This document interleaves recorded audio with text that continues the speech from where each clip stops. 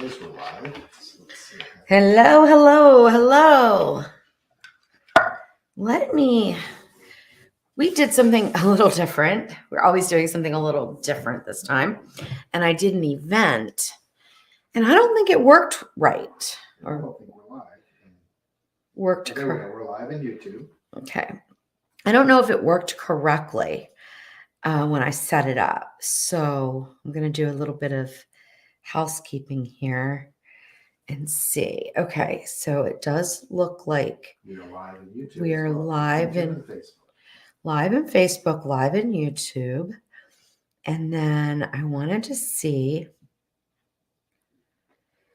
if the event connected. Happening now.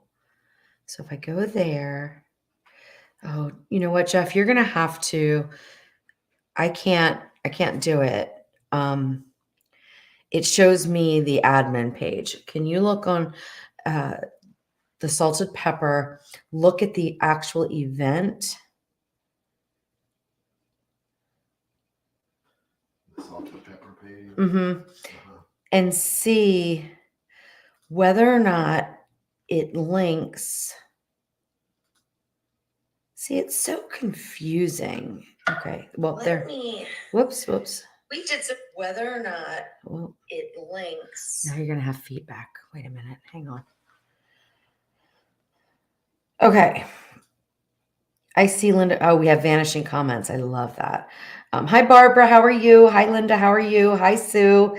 How are you? Hi, Aaron. How are you? Good to see everybody. Okay. Uh-oh, something's playing in the background.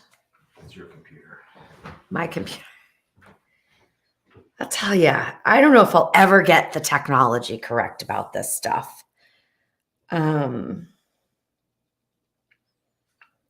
All right. Well, I think it's working. It does look like we're in both areas. Okay. Now, what happens if you go to Simply Cooking with Louise and see if the event that I shared there, if you can click it and actually get to watch the live video somehow? Because it should have linked up, and I don't think it did for some reason.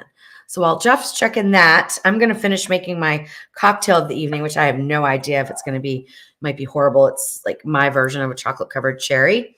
So Jeff and I went on a trip, and we went up to northern Michigan, right? That's where we went, right? I think so. Okay. And we went to this Northern Latitudes distillery. Oh, good. Okay. We went to Northern Latitudes Distillery. They had some of the most interesting kinds of liquors and liqueurs. So I'm using some of their bourbon and something that's called Cherry Bounce, which is like a liqueur. And then I have some sour cherries, which are like Morello dark cherries. I put some juice in there and some of the cherries. And now I'm going to put in some chocolate flavoring because I don't have any chocolate liqueur. So I thought I would just try this. I have all these little flavorings that I use for candy and stuff. So just a little bit in there. And then I would ordinarily put club soda, but we didn't have any. So I've got some sugar-free Sprite just to kind of cut it a little bit and give it a little fizz. So it's just my version of a chocolate covered cherry. So let's see. We'll see what it tastes like. All right. Go ahead, Jeff. Do that. Got a couple people in here already. Okay. Charlie, Ann Worthy. Hi, Ann. Hi, Charlie. Patricia Gustke says, hello, hi, Patricia. I love your cutting board. How do you clean it? Soap and water, mostly. Sometimes I'll use a little bit of bleach, but mostly just soap and hot water. And I love try to oil it with yeah, that's Jeff's job. Like every 6 months or so. Yeah.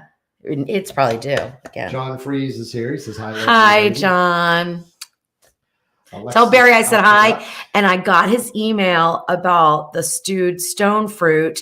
And I need to think on it because honestly, I've never stewed any fruit before. But tell him I will get back to him. I'm going to do a little research and kind of think about how that might work. Because I think you could probably do it pot and pot in the Ninja Foodie. with pressure cooking for a little bit on low. So I'm gonna think about that, and I will get back to him tomorrow.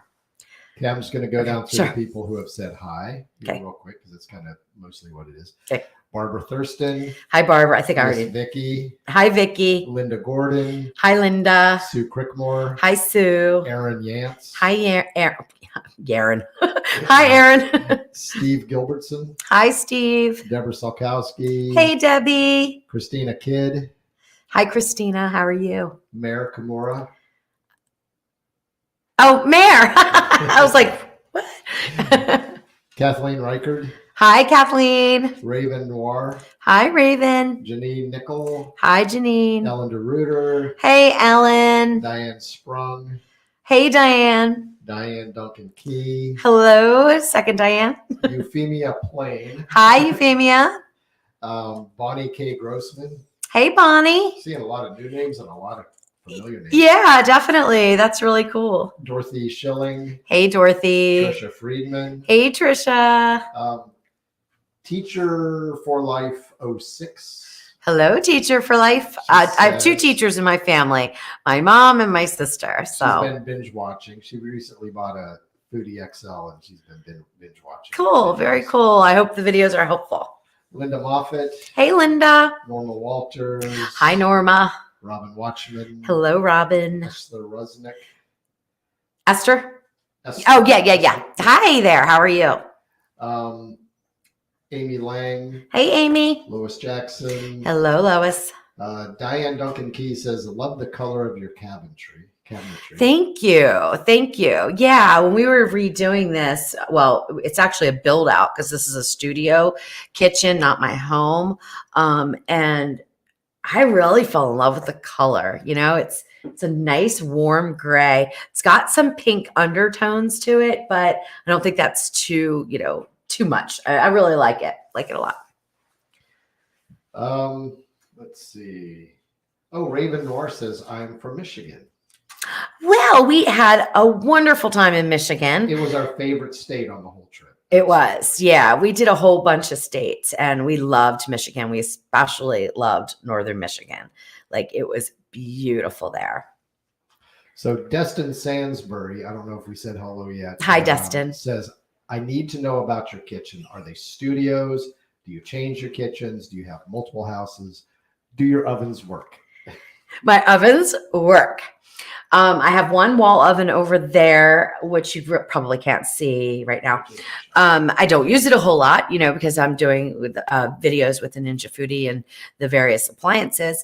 So what happened? We had a kitchen. Well, we still have a kitchen because we still have a house in Western Tennessee, but our internet was really bad. And after about, about 3 years of doing this? Yep.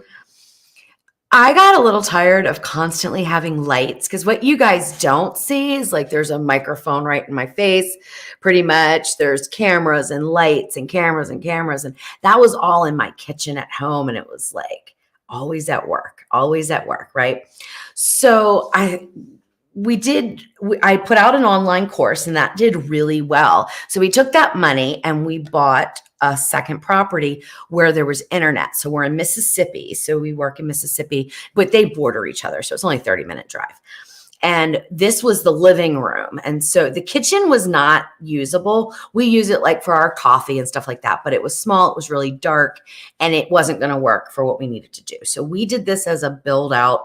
And so we were able to do it from scratch. Now we didn't spend a ton of money on the cabinets or anything like that. It's not, high end. They're not custom cabinets. I guess you call them semi-custom maybe. But yeah, so we love this because we can work here and then go home and take a little respite.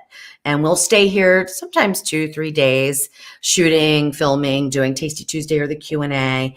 And then we'll go home for a couple days and then come back. So sometimes I'll just drive into work. Like if I'm testing recipes and Jeff's working day shift, I'll drive into work the day, and then go home, like a job, because it is a job. All right. It's about 5 miles away from my job. So that's even. Yes. And Jeff works, he's an air evac pilot. So he does really long shifts. They do 7 days on, 7 days off, and they do 12-hour shifts. 1 week it's days, 1 week it's nights. So it's really nice that like if he was working late, because they get a late flight, he doesn't have to drive, what is it, like 35 minutes home, maybe? Yeah, 35 to 40. Yeah, 35 to 40 minutes home. He can just pop over here and stay. And sometimes I'm at home and sometimes I'm here. So it works out great. The dogs love it. We have a backyard for them. We had it fenced in, so they're fine. I'm going to sneeze. So excuse me. Phew. Oh my gosh. Okay. I don't want to miss anybody, but I don't want to sit here and read names. Yeah. So I'm going to go and see if there's some interesting comments. So hello to everybody. Yes. And we'll try to circle back because I think it's easy to scroll up and down on the program we're using. So we'll try to circle back so I can say hi to everybody because I love that part of it. And, but let's get to it so everybody's not too bored, right? Number 1, cheers. Let's see if the chocolate covered cherry is any good. I have no clue.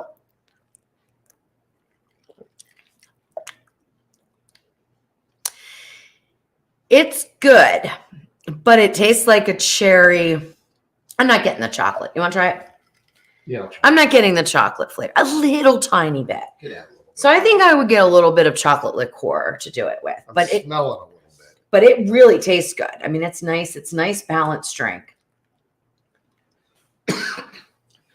Chocolate is, if you know it's there, you taste it. Yeah, it's very nuanced. If you don't know it's there, you would never but guess. it's probably, if you went too far, you're going to be like, oh. Yeah. It's probably. How far is too far? Oh boy. These are hardly anything. I don't even think they're a teaspoon, to be honest with you. The little sample ones that I get. Okay. All right. So first of all, let's talk about Tasty Tuesday in case you haven't, seen one yet, because they have been very sporadic this fall and summer. Prior to that, they were a little bit more routine, which was funny. We tried at least every other Tuesday, but our internet was so horrible. Half the time we just had to we got through most of them, but it was bad. But then when we had the kitchen built, we kind of took a little hiatus from that. And then I've had some family issues, so I've been traveling quite a bit. And we have just not been doing them very consistently. But I am back. I don't have any plans to travel at all anytime soon, except for an August trip for his mom. But we're not going to miss Tasty Tuesday for that. So unless weather makes us not be able to get back from Pennsylvania, we'll be back for Tasty Tuesday or the Q&A, whichever one falls on that Tuesday. So Tasty Tuesday is something I've been doing for years, even before we moved to Tennessee and when I was in Maryland. And I would just have Jeff would just buy random ingredients. We started it in Maryland, didn't we? Now Tasty Tuesday? Yes. Yeah. Because I also used to do a Thirsty Thursday where I would mix up different cocktails. That was fun too. But so Jeff would just bring me home random ingredients from the store. Sometimes he had a meal in mind and sometimes he didn't. And he would present them to me live. And I would just have to cook dinner with whatever they are, no recipe, no nothing. So we've been doing that, carrying that on here, but we've made a few changes to it and I'm really liking it. What we've been doing is getting input from you guys.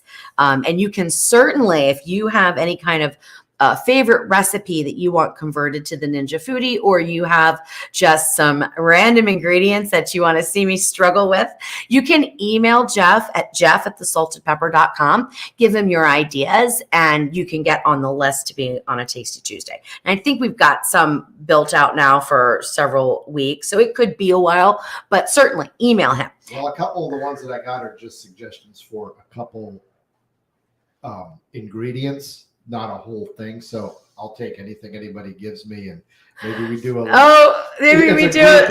Yeah. Okay. That's cool. So, anyway, yeah. So I just have to cook live, right? That's it. So Jeff is going to give me some ingredients, but he also has a different twist to add today. So you want to talk about that, and make sure your microphone's on because people have said that they can't always hear you. Okay, I double checked it earlier when I did the test. I had it too far away from my mouth before. So let me know if you can't hear me. But one of the people who are actually watching, I hope that person is still watching, reached out, or I actually reached out to this person and got a suggestion for some ingredients with a specific meal in mind. I went through and altered those ingredients a little bit and went shopping today and got a bunch of stuff. And we're going to throw a little twist in here as we get to the end of the first batch of ingredients. The next batch is going to be basically audience choice. I'll have this or that, and then this or that, and then this or that. There's 3 different ingredients, and whichever one gets a vote, 3 votes in, or 3 votes first is the one that we'll use. Okay. So they're interchangeable ingredients, and you'll see why when we get to that point. So I'm going to start handing things to Louise, and I'm going to try to give it to her in an order that won't give away what we're expecting her to make. And if she makes something different than what was expected, that's even all the more fun. Sometimes it's better, sometimes it's not. So we don't ever know. Like sometimes they'll work out. Very rarely have I had total fails, but I have on occasion where it was like, I'd never make that again. Okay. My favorite word to say, Worcestershire. Did I do it? Yeah. Woohoo! Worcestershire. But I think you just say Worcester in. Well, no, Worcester is if you drop the shire. That's Worcester. Worcester. I think that's all I think that's all they do in the UK though. Butter, my favorite ingredient of all time. Butter. And I'm supposed to guess who gave these ingredients. Yeah. Okay. Thyme. Some thyme. A white onion. Okay. You can swap that for a yellow if you choose. It's no problem. Either one's going to be fine. Parsley. Okay. You see, I'm giving everything in a random order here too. Yeah, yeah. Well, this could go with a million That things. could be a million. Yeah. Yep. Okay. Garlic. Beef stock. Okay. So obviously our protein is going to be beef. Beef. And we are using an Angus beef top sirloin steak. Okay. So that is a little bit tougher of a steak. Okay. Although you love a top sirloin, don't you? I do, but it's actually, I Okay. looked at some recipes for this and that's what was recommended. Baby Bella, I'm going to tell you this though. Don't ever get them sliced already. I can see a little bit of mold in I there. was trying to save you some Tasty Tuesday time. Yeah, but they mold so easily. Well, you're looking at those. I'm going to move this microphone because I think. So I'm going to have to go through them. So I'm going to have to take these over and really go through them or omit them because never get them sliced. They're just not good. I don't know if you want to omit those for this. Well, all right. Well, Or I guess change the recipe. if you pressure cook mold, it won't kill you. White wine vinegar. I mean, white cooking wine. Okay. So another thing, Jeff, just so you know, in the future, I'm going to use this, You could use white wine. but you really should, if you can, use wine that you would drink. I was at Kroger and the only wine was a $12 a bottle wine, and that was like $3 or $4. Yeah, you so- should always do that though, Well, and we when have- you we have can. white wine. Okay, yeah. So I don't know. just save that and use white wine. Yeah. Okay. You should. Grey Poupon. Okay, now we're getting Okay. into the either or. So let's see what kind Okay, of so let's comments we clean get. this up a little bit. Why don't you do the either or, Jeff? Can you do that while I go through these mushrooms and try to Yeah, that'll be perfect. clean them up? So All everything right. yum so far. We've got some suggestions. I'm not going to read those right away, just because And then I have they're correct. I have to guess, right? So the area that has the mold, I'm just dumping out. Okay. Okay, so I'm going to go to the main camera and I'm going to bring out the ingredients and I'll bounce back and forth. Actually, I'll take my iPad with me so I can see the comments. What I'm going to do is present ingredients and you pick between the two, and we'll do that 3 times. The first ingredient of the 2 to get 3 votes is the one that I'm going to use. Or the one that Louise is going to use, because I'm not using anything. Or unless we put another twist and have you vote tonight. That's not going to happen. Okay, so the first option is regular flour, all-purpose flour, or xanthan gum. So let's see. Who That's votes for what. interesting. Okay, there was only one that had mold in it, so I just threw away that section. It's fine. I'll let you know tomorrow how it all goes. All right, But so a little mold never hurt you. we're asking you guys to vote. Okay, we got 1 for flour. flour. Looks like flour won. Oh, there are some xanthan gums. Lots of flour. So Okay. flour wins. Okay. Hands down. Flour wins. Okay, so what I'll do for those people who understand why you would use xanthan gum instead of flour because you're low carb, I will explain how to substitute when I get to that part of the recipe. Okay. All right. Flour it is. All right. The next 2, I don't know if everybody can still hear me. I'll try to speak up. Is either sour cream, which was suggested, or Louise's homemade yogurt, which she made yesterday. Okay. So we're going to vote. I'm going to get the microphone on over here. So we're voting for sour cream or homemade yogurt. Yep. We got a yogurt. We got a sour cream. We have sour cream wins. Okay. Sour cream. Okay. Am I making like beef stroganoff? There you go. Now you have to guess who suggested. Debbie Skolkowski. No. No. All right. The last ingredient. Don't I have beef stroganoff on my website? I looked for it. You don't. And you have cooked it. Okay. So your egg noodles, which is standard, Mm-hmm. or cauliflower. Okay. Egg noodles or cauliflower. Let's see what we're voting for. First one to get 3 votes.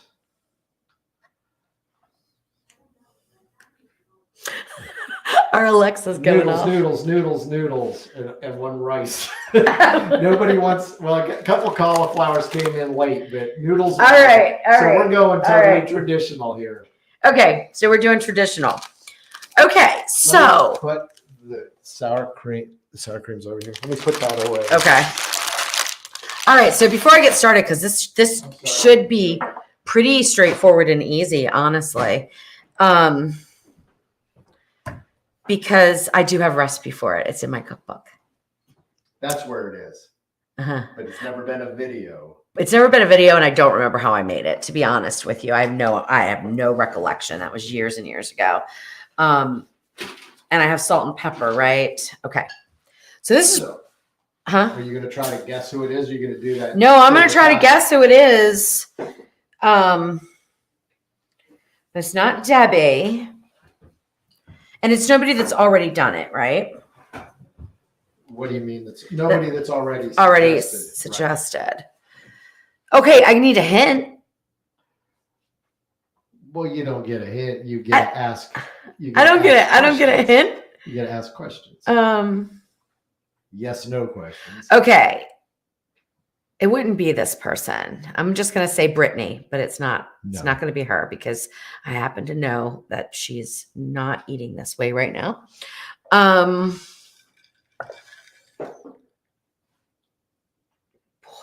boy. Well, narrow it down with some yes or no questions, and we'll get closer anyway. Yes, only yes or no. All right. This is going to be a long one to go. So maybe I'll start cooking as I ask. Fine. Okay. So we don't have to keep this dragging on. All right. So this is pretty straightforward. I mean, it's going to be easy. The question is, do I want to cook the noodles with it or separate? So I'm going to ask you guys that question. And what I mean by that is, do you want me to make this like a layered meal, meaning that the noodles are in the bottom cooking as the stroganoff is on top? Or do you want it to be a one pot dump meal? So You could put dump meal or layered in your comments, and the first 3 that we get be what I do. Okay, I so don't- we got a stacked with it. So that's 1-on-1. okay, and then a layered. Okay. So it's layered and stacked, the same thing. Yeah. And then we got some dumps. Okay. So we're getting a really good combination of layered and stacked and dumped and layered, dumped, layered, dumped. So it's just a lot of answers, but a lot of even, both. almost A lot even. of both, yeah. All right, Jeff. What would you prefer? I think because of the last 2 Tasty Tuesdays, you did a dump. Okay. Let's do layered. Okay.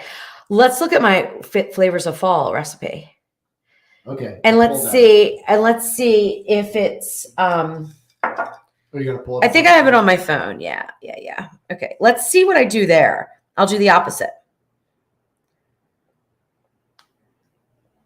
I think it's 1 pot there. I'm not fine. I don't even know how to work my phone. Okay. Files. How do you get to files, Jeff? Oh, I got it. I found it. Okay. Now, once I get into files, I just put in. Should be able to search for. Should be able to search. Nothing works for me. Browse, downloads. It's not in files. It's in. Oh my goodness. This is why I never mind getting your emails. If you purchase the cookbook and you can't find it and you need the link again, I never mind because I totally understand. I can't even find my own cookbook on my phone. Do you have it? I don't think I have it on my phone. It's an Adobe thing, but it's Acrobat Reader, but it's always on my phone. And it's not on my iPhone. Oh, Acrobat, 4 items. There we go. Oh my gosh, so confusing. Oh, I have to sign in. Well, I'll just sign in with, oh my goodness. Nope, that's not going to work. Oh, this is insane. Jeff, do you know how to access it? No. Oh, wonderful. Well, guys, here we go. Why Anybody don't have you the just- cookbook handy?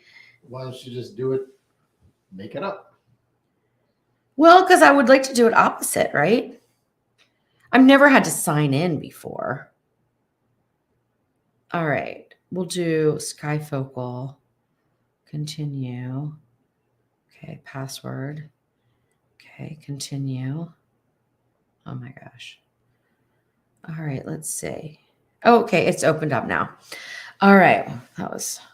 Now you just have to search for beef stroganoff. And now I just have to go to the table of contents because this is all clickable. I love this. Quick and easy beef stroganoff. I think, oops. My fingers are not working right. Either that or my link isn't working right. Nope, there it is. Okay. All right. So it looks like it is definitely a 1-pot meal. Okay. So that's great. So what we'll do a layered. All right. Okay. So the first thing I'm going to do is start to build the roux and get the beef seasoned and things like that so that we can thicken it. Now, usually, isn't there cream in it? You know? It's possible that I Isn't missed there the cream. milk? I can grab some heavy cream. Let me just look. I thought that came from the sour cream. I thought there was a little bit more than just that, but let me look. Well, there is a roux. Yeah, but yeah, That's just fat. yeah. All right. 2 pounds of flank steak. What is that, about a pound? That it's probably 1.5 pounds. Let me look. And I use red wine in mine. No, there isn't any cream in it. So very good. My mind is wrong. It's Okay. just over a pound. Okay. 1.16. All right, let's get to cooking. The best part. All right. So when I decide, so making a roux is equal parts fat and flour. And I use butter. You can use other things. You can use oil, but butter's usually the common thing. So when I think about how much am I going to use, am I going to use 2 tablespoons, 4 tablespoons, 6 tablespoons? I try to think about how much sauce I want. compared to the meat that I have. So 2 tablespoons would not be enough. I think we're going to probably go with 4. That would be where I would land. So 4 tablespoons of butter. This is salted butter. You can use unsalted butter. We will be adding some salt and pepper to this dish, and also be seasoning the steak. When you're cooking things, you want to season each component, because each component of your dish should taste good alone. So what that means is that, not that you would ever eat the roux, okay, because that would not probably be very good. But if you're going to season the roux so that if you added like just cream, let's say, and made a bechamel sauce, it tasted good, just like it is. The steak, if I was to just pressure cook the steak in water, it should taste good, okay? Or if I was going to grill it or whatever. So each component should taste good on its own. All right, so we're going to use sear saute, and we're going to take the the temperature down to medium. Let that go, and equal amounts of flour will go in there. Now, if you wanted to make this with xanthan gum, what I would do is I would probably use 1 teaspoon of xanthan gum mixed in melted butter. You don't have to heat it or anything like that. Just melt your butter, stir in your xanthan gum, put it to the side, and after you're finished, you would stir it into your sauce to thicken, okay? Xanthan gum does not need to be heated to activate, to thicken, so it's a really great thickener when you're using low carb instead of cornstarch, which has to be heated up. You could use cornstarch too to do this, but traditionally it's a roux. And the flour, though, does have to be cooked or it tastes horrible. So we're going to melt the butter, cook the roux, season it up. Sometimes I'll get the mushrooms in there, but I'm going to do it a little bit different since I have to remove this anyway, because we're going to layer. I'm going to do it just a little bit different. So while that's melting, I'm going to move on to the steak. And we do have some really good comments. Okay, Questions. sure. Go ahead. So Raven says, is there something else you can use other than sour cream if someone is lactose intolerant? Okay, so you could use Greek yogurt, which has a lot less lactose. You could use a dairy-free yogurt that you like. Trying to think. There is a substitution that's got that tang, and it's escaping me right now. Maybe some other people will know what I'm talking about. It's oh my gosh, I can't remember what it is. Let me think about that. That's a good question. Real quick, beef stroganoff strips is strips, not cubes, right? Strips. That's what I thought. Okay, just checking. And somebody asked, Christine Dugan said, what is xanthan gum? It's xanthan gum. I really can't tell you exactly what it is, but it's a thickening agent, and you can find it in Walmart. Somebody told me it's not natural like some of the other ones. I think arrowroot is another thickener that people use. So I like it though. I mean, I don't have any issues with it. And I don't even know if that person's accurate because I haven't done any real research on it, but it's fairly common. Like you'll find it in a lot of things, especially like salad dressings, store-bought salad dressings, ice creams, store-bought ice creams and things like that. It's very common. It's used a lot. Now, one person did tell me, or at least in their opinion, because again, I don't know if this is accurate, maybe it's just them, but that it causes inflammation. So, you may want to check, but it has not caused any problems for me. I use it all the time. I love it. It's so easy, but you can't just dump it in because it will clump immediately. Like if I just put a teaspoon in to let's say, a plain like white sauce, like a bechamel sauce, that wouldn't be the case. It wouldn't be a bechamel sauce, but let's just say I poured milk in and I wanted thick milk for some reason. And I put in a teaspoon, it would just all clump in one. It has to be mixed with a fat. So it could be mixed with a little bit of oil, mixed with a little bit of butter. You could use it to thicken chowders. I mean, it's really great. I love it. Okay. Somebody said cream of coconut. But, That's I think gonna- that would give a weird. That's going to really change the flavor, in my opinion. So, I mean, there are some dishes that would be okay And in. that's what they said. It probably give. I'm not really sure that it would be okay in this one, though. But, I mean, there's no reason why you can't use like a soy milk or something. That doesn't have lactose, does it? I mean, because it's soy. Soy So, doesn't. yeah.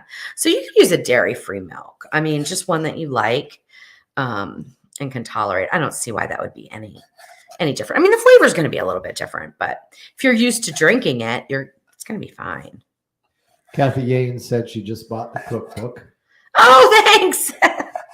Thank you. All right, so we've sliced our steak up and our butter is melting.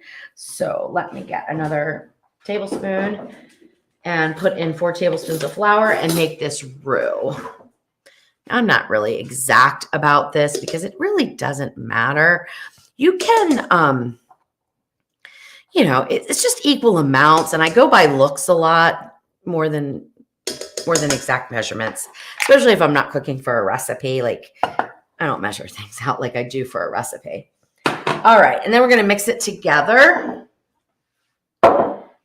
And we want a blonde roux, and what that means is that we just cook it for a few minutes.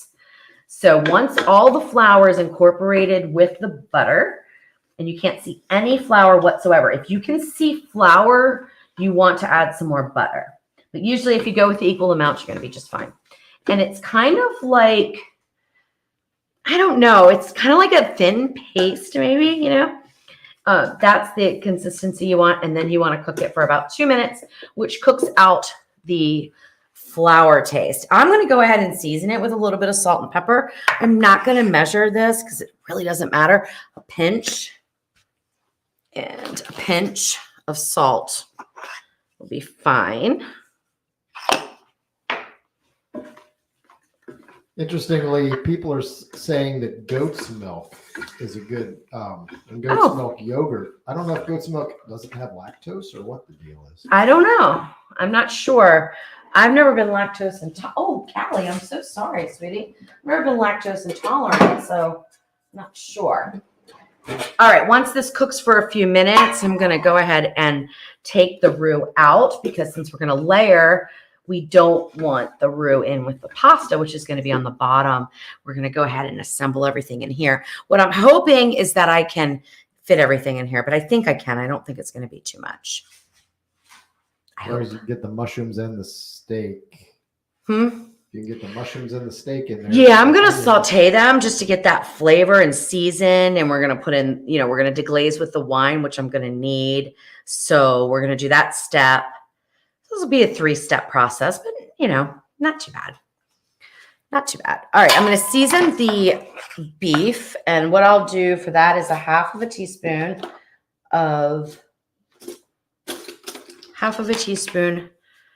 pepper. Just sort of sprinkled all over. And then I will do the same with 1 teaspoon of salt. I use fine grind sea salt or kosher salt. You could use whatever kind of salt you like, but if you're using table salt, cut it down because it's going to be a little bit too much. Another thing to keep in mind especially for those of you that are watching your salt intake is season the food as you go instead of after the fact. You will need a lot less salt overall. So seasoning at the table, you usually use a lot more than if you season each layer with a little bit of salt. Okay. So here's a good question to ponder that you've probably been asked a million times, and it may be very difficult to answer, but I'm going to read it. Miriam Hobbs says, I would love to know how you know the cook times so well when using the foodie.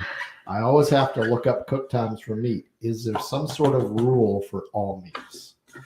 I would love to be able to say yes. I mean, there's a rule of thumb when it comes to pressure cooking meat. And it holds fairly true.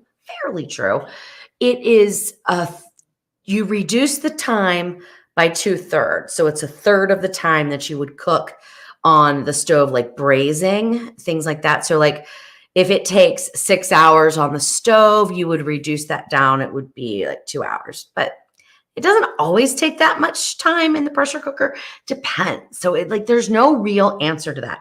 How I know it and what I suggest, and I don't really always know it. I mean, I practice a lot and I get it wrong a lot.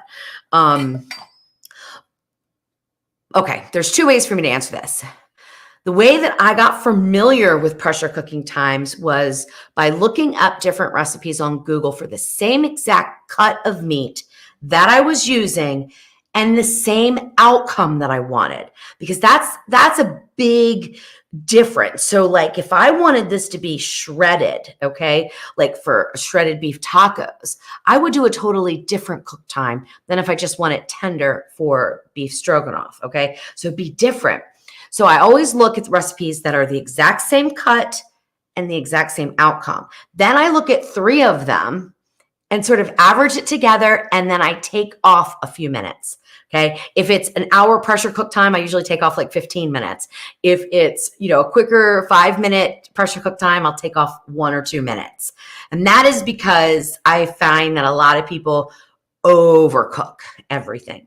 And whether they're, food bloggers or not, I mean, it just seems like that seems to be the trend. So I back off of it because I know I can always cook it again, but I can't uncook it. That's what I do. Now I'm just going to use another tablespoon of butter. I probably would use olive oil usually, but I'm just going to use this. We're going to get the mushrooms, and I'm not going to worry about that little bit of roux. That's not going to make any difference. And I could have done this a lot easier, honestly, now that I'm thinking about it.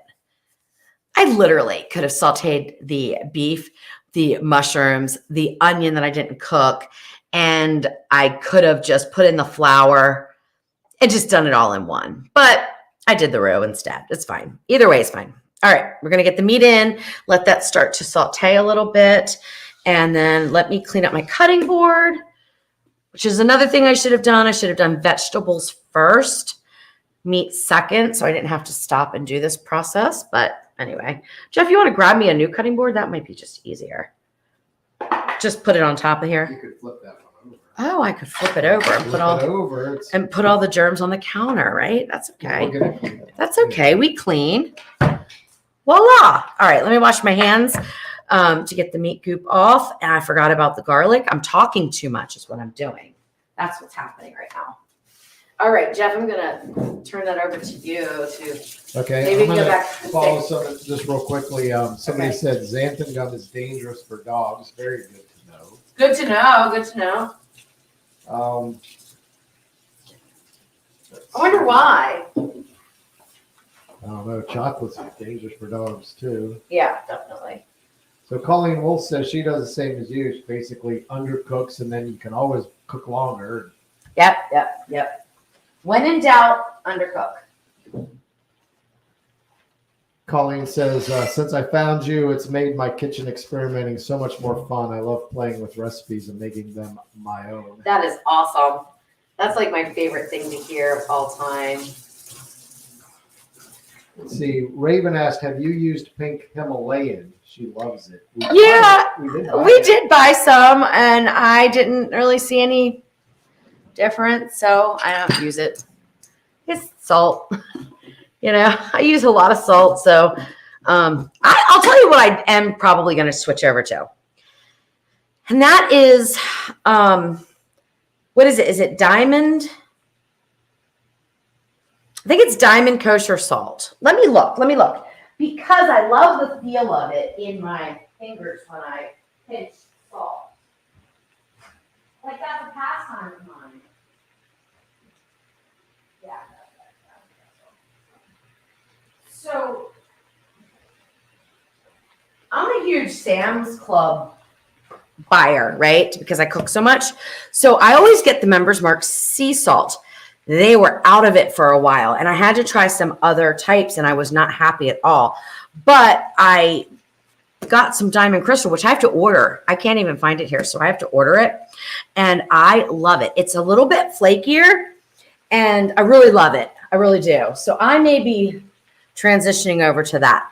But I've also found that whether you use the sea salt or the kosher salt, as long as it's the same grind, like the same basic size, they're interchangeable. So you can do either one. It's perfectly fine.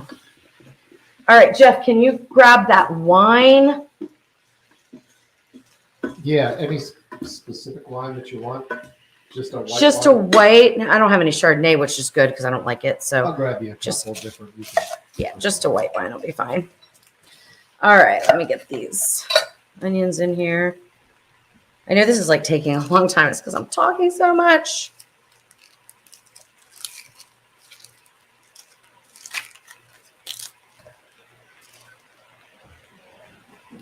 That's my biggest complaint on YouTube. You talk too much. I'm like, yep. You have a Chardonnay in the dining. No, I don't want a Chardonnay. Pinot and the Sauvignon Blanc.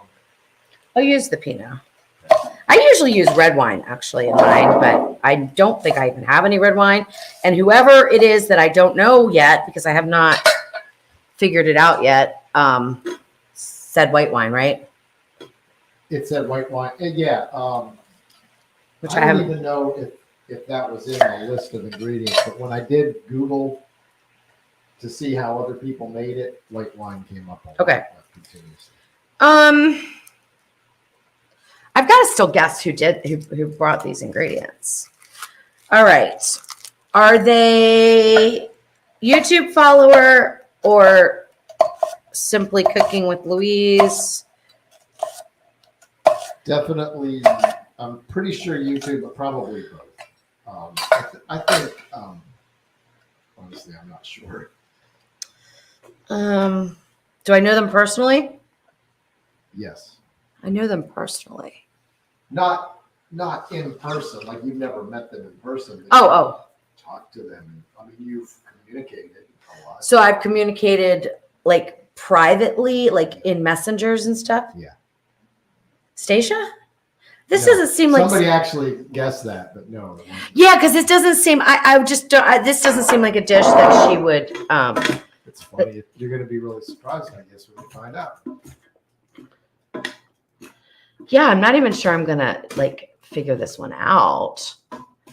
Okay, we're gonna do another layer of seasoning. We don't need to do that much because we really seasoned the steak, but a pinch salt, pepper, and we need to add in some thyme. I'm gonna use ground thyme.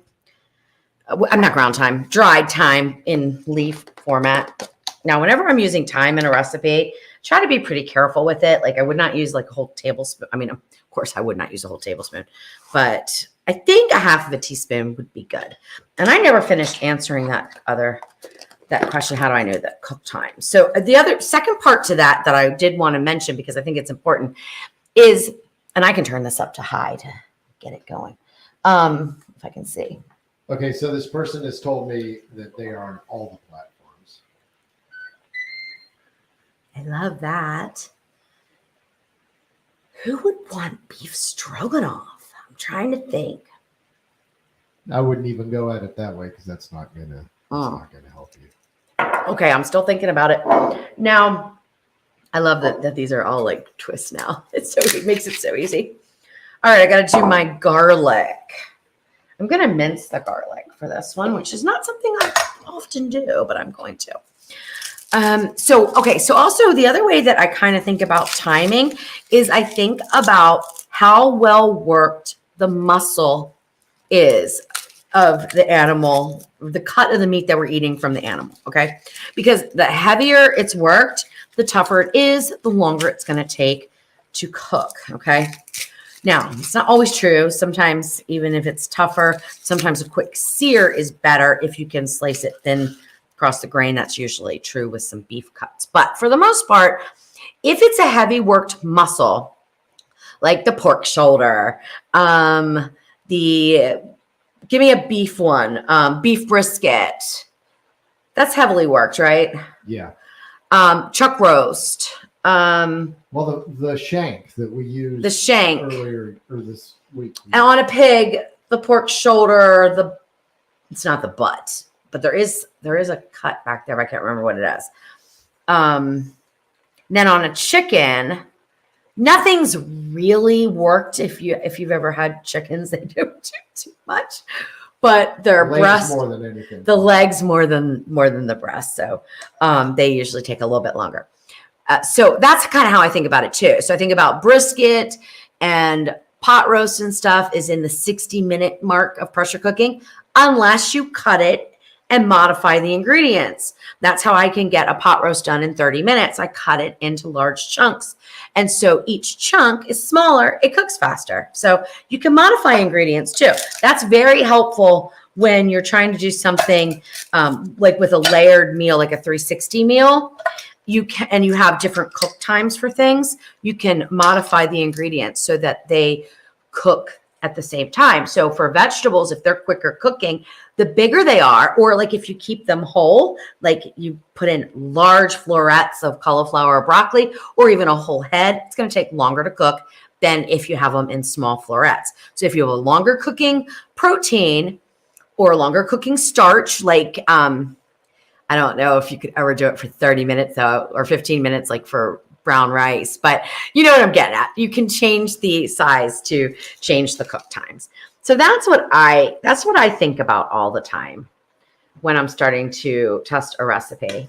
I'm going to turn on my little fan system here because I knew this was going to steam up. I just wasn't anticipating. I'm taking a long time to make a very simple dish, but you're doing a lot of teaching. Doing a lot of talking, a lot of yabber yabber. A lot of what? Yabber yabber? Yabber yabber. Is that a word? It is now. Is yabber yabber a word? It is now. Oh, but it wasn't it? Isn't that a word? Yabber yabber? No. Oh, it's jabber jabber. Jabber. Singular. Well, I guess you're doing jabber jabber. So You're that's, I do that a lot. Like I just make up random words and Jeff laughs at me all the time. He's like, that's not a word. I'm like, yeah, it isn't it? All right. All right, let me see if I can peek down in there now that yep. Whoops. Whoops, what? Oh, I just have something. Oh, I almost forgot my favorite sauce here. I'm going to put in about a tablespoon or so of that. Now, we're not going to need as much beef stock. So I'm going to deglaze with some wine, maybe a half of a cup. Put that Debbie in. Troop says, you remind me of cooking with my grandmother and mother. We laughed and talked and made a few mistakes. We talked. Love that. Some wonderful memories. Cooking should be fun. It should be. It should be. And I want it to be for everybody. Nancy says the video is out of sync. Does anybody Oh, else I think the hate video's that. out That of sync? happens. I can adjust that, but I've had some people say it was out of sync while everybody else says it was fine. So let me know if you think it's out of sync. I almost forgot about this. I don't know if I put mustard in mine. Maybe I do. I can't remember. See, I thought that the Grey Poupon was going to be a dead giveaway for stroganoff. I don't know if I put it in. I have to look at my recipe. I don't know if I did or not. I got to adjust my little thing. Okay. I'm going to put in, how much should we put in? This is where I'm just guessing. Okay. I'm going to put in like maybe 1.5 teaspoons. This is kind of strong. I don't want a mustard tasting sauce. All right. We'll put that in. The sour cream gets done at last. We're not going to even put that in right now. I won't forget it though, I hope. Okay. All right. Now we can put in some beef stock. And I'm guessing here, I don't have noodles that are going in. Like if I had noodles that were going in, they would go in. I would probably put the 4 cups in. But we don't have that going on. So I'm probably going to put about maybe 1.5 cups to 2 cups. Now I can add more after I add in the roux because we can add the roux now. Now am I going to have enough room to put everything in here? That's another thought. I don't know. We'll find out. I'll figure it out though. Okay, All right. so most people are saying that the audio and the video are synced up just fine. So it's an internet thing with some people's internet will It mess is. things up a little bit. What you can do too to fix it, I've had to do this with other things that I've been trying to watch because it is so annoying, isn't it, when it's not in sync, is close out, come back in, or refresh your browser. But even just closing out the video and coming back in should work for you. You could be an IT professional. Reboot your computer. What? Reboot. Oh, I know. Reboot, just Is it reboot. plugged in, ma'am? Oh my gosh. I've had that happen to me so many times. I'm like, okay, yes, it's plugged in. My gosh. They have to ask those questions, though. I understand, but my goodness. All right. Now, we will know in a few minutes if I made my ratios correct. I may not. It may be too soupy. And then what am I going to do to thicken it? I'm probably going to put in some cornstarch at this point, but you can make a little bit more roux if you wanted to. But let's just let that simmer for a few minutes. I'm going to get cleaned up here. I do not think I'm going to have enough room for that. I don't know. I'm going to make it work. Don't you worry, though. Don't you worry. Well, while you're doing that, why don't you ask a couple yes/no questions, see if you can narrow it boy. down Okay. to who this might be. Okay. Does the person live on the East Coast? You don't know where they live. I know exactly where they live. Oh. So that's yes or no? Yes. Do they live on the East Coast? Yeah. Yes. You said yes or no. No, Right. they don't. No, they don't. Do they live on the West Coast? No, they don't. Do they live? Gus, stop. I can't touch him, baby. Gussie, get it. Gus. I guess I could just wash my hands. Okay, so they don't live on the East Coast. They don't live on the South. Do they live in the U.S.? No. Is it John? Yes. Okay, so John, that's crazy because I would have never thought that you would have asked for this recipe. And he Or lives in even- the south part. He said south, so I don't know if he means south part of the world or south part of his country. I think he's in Southern Australia. So- That is too funny. Oh my gosh, what time is it there? It's like middle of the night, I think. Yeah, that's why That I would guess that like for something else, but I'm surprised you didn't have Barry put in the stewed fruit. That would have been great. I would have been forced to do that. Oh, I just would have not guessed that. Okay. All right. I'm turning this off. And guess what? It looks pretty darn delicious to me. So my ratios were okay. Now I've got some tasting spoons before we move on. And now we just have to put the noodles in. And we're done as soon as those are cooked. All right, so I am going to taste for some seasonings because you want this to taste perfectly delicious right now.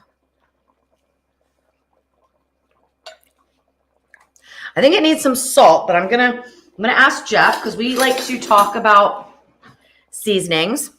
Okay, and before I head over there, John says it's 10:30 a.m. Wednesday. Oh, okay, it's tomorrow. Yeah. All right. So it's not the middle of the night. Okay. All right. Oop.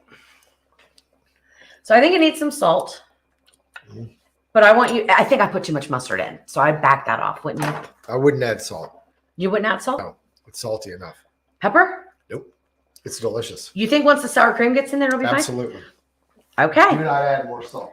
I think it needs salt, but I often think things need salt.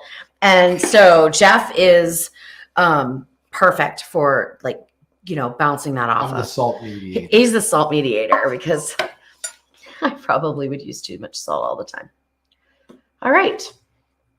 Now we are done with this part. And we will. This is going to be hot in this dish, so can't really hold it by the bottom. And John says the sour cream will tone it down slightly. It will tone that mustard down. Yeah, you're absolutely right. And I can always season, a little bit more if I need to. Do you think it has enough time? I do. Yeah, I think the flavors are perfectly balanced, and I see how the sour cream is going to pull it all together. But Yeah. the mustard to me is delicious. I don't know, maybe you're sensitive to the Grey Poupon or something. And also keep in mind too, when you're seasoning this, and Jeff might say it's perfect right now. Will it be perfect when I get it on the egg noodles? So that's something that I think about. So sometimes I'll over season something if I'm going to be putting it with something else that isn't. I mean, we'll season the water for the pasta, but yeah. So I mean, we'll see. We'll find out. All right. Do you know where my glove is? Because I'm just gonna. This is gonna fit all in here. By the way. And it's dirty. You know what? Talk about me if you will. It's dirty. I haven't washed it. It's fine. That's why I love doing lives, because it's like, you know what? You can talk about me all day long. It's all right. I'm just gonna be me and do me and be here and make some dinner for us. And it's not always perfect, and things aren't always perfect, and that's okay. All right, I gotta wash this out. We're good. We are so good. All right, so I figured the person out now under much duress, because I really would have never thought that. So now can we go back and say hi to some more people, or do something while I've got this downtime of Yeah. putting this pot out and getting a Janine rack? K says, I need a good lesson on seasoning and why to use certain seasonings with certain foods. Yeah, that's a learned thing, but well, let me get back over there so I don't talk off the camera too much. But it's something that I am really, really interested in, to try to delve into that and try to explain it. Elaine Brosseau says, okay, I need to say this. You are now probably my new love as YouTube channel about food. Thank you. And Norma Walter says, we love you, Louise. Thank you. You know what? I hope this works. I'll be honest with you though, if it doesn't. Because I'm thinking, Oh, you need this, right? yeah, I wonder if I should have pressure cooked the meat in a little bit of broth to really tenderize it. I mean, it broke open, like, it cut very easily, but it is not super tender. And the egg noodles aren't going to take any time at all. So I'm going to fix this though. They're not tender? Mm-mm. Not tender enough or not tender at all? Not tender enough at all. Well, it is sirloin. Yeah. So That's why there's so many recipes for slow cooker. yeah. And I think that's why when I pressure cook right in the liquid with the noodles, I don't have to worry about that because they're getting really, heated. But now they're going to be protected in a pan, and you're going to see, this is clean, by the way. It's just spotted. And now you're going to see me actually cut it right here. I haven't cut this one. This is a new one, and it's just a little bit big. So I'm going to cut it. I like using these silicone covers, but you can use foil too. Okay. I don't want to make it too small either because I did that with my last one. Yeah, you can always make it too big, but once you make it too, it's like that's true. There you go. Debbie Troop says, my favorite part of the show so far was the dog helping you out. Yeah, I know. So people that haven't been here tuned in before and met Gus, he's a little liver shunt rescue dog. Yeah. He's such a great dog. He's such a doll baby. Yeah, that's the other thing that we don't, when we're filming videos that are not live, we don't let the dogs in here, but this is different. Okay. It's hot. Hot. All right, let's get, I'm making a mess. Oh gosh. Okay. Let's get this. Oh, it's hot. You need 2 gloves. I know okay, this is the thing. I can take it on one hand for a minute, but I can't take it on both. All right. Oh, it's a full thing too. Okay. So that's why I have to cut it. And I might even have to trim it just a little bit more than that. Otherwise it won't fit on the rack and make a nice seal. Okay. I think I just spit something out of my mouth. Well, somebody needs to make something that fits on the Fat Daddy. Okay? Yeah, that would be good. All right. Now, I have to decide something. So okay, I don't know. I can go fast or I can go right. What should I do? I can go fast and have the meat just so, or I can do it correctly. Well, here's one way to look at it. You're an hour into your cook. Depends on how much longer you want to cook. Okay. and you do want it to come out right. So Okay. I think that you should do it right. Okay. I'm going to do it right. And the reason why I'm doing this is because it needs a little bit of time of pressure cooking. I was hoping I would just be able to put the noodles down there, but I'm not going to be able to right now because egg noodles take no time at all. So what I did was I put 2 cups of water in, which won't be enough for the egg noodles. But listen, egg noodles take like no time at all. So I'm going to go to pressure cook. And we don't need 10 minutes, but we do probably need 5 minutes. Make sure it's sealed. I can clean up a little bit. And the reason I'm doing that is because I can't stand tough meat. Like, I cannot stand it. Like, Jeff likes a sirloin just grilled. Not me. Not me. I like it to be very tender. So I don't want to eat that the way it is. And I don't think... No, and everybody's with you. They're saying do it right. Anything like a minute of the noodles cooking in there, which is all it takes, 0 to 1 minute for egg noodles, is not going to be enough time because we have the pan, so the pan has to heat up to transfer the heat to the inside of the pan to then cook it. So yeah, and then we've got a thicker sauce. It's just not going to work. So we are going to clean up and we can chat for a little bit. I used to do these and I used to say that they were an hour, but they are never just an hour. They are usually an hour and a half. So I've now set the time for an hour and a half so that people know what to expect. I don't expect everybody to stick around for an hour and a half. It's perfectly fine if you leave me. It's perfectly fine if you jump off, jump back in. But it Say takes hi to longer. Kathy. Kathy Hall. Hello, Kathy Hall. And Stacia is here. Hi, Stacia. She said, do it right. We are here with you. So, yeah, we don't want it to come out and go, well, this was okay, except for the meat's horrible. Get the chocolate now. Yeah. John says you're doing fabulously on this recipe. Is this his personal recipe?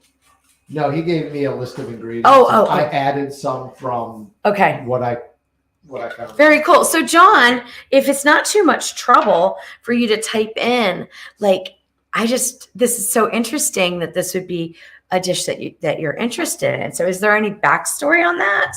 Anything you want to share with people that you could type quickly that Jeff can read?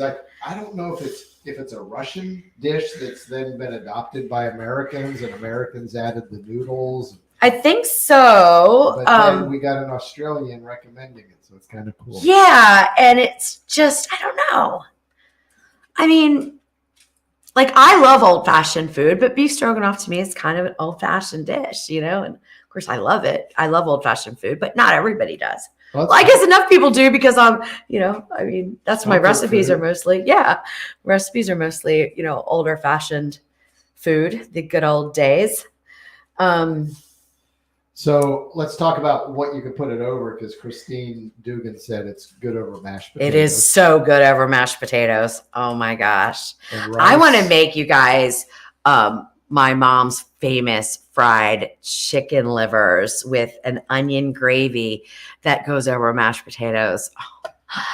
I mean, make that when I'm in. Jeff does not. Next month. Jeff does not like liver at all. But I've never made beef liver and I've never eaten beef liver. I get a lot of requests for that. I don't even know what I'm doing when it comes to beef liver.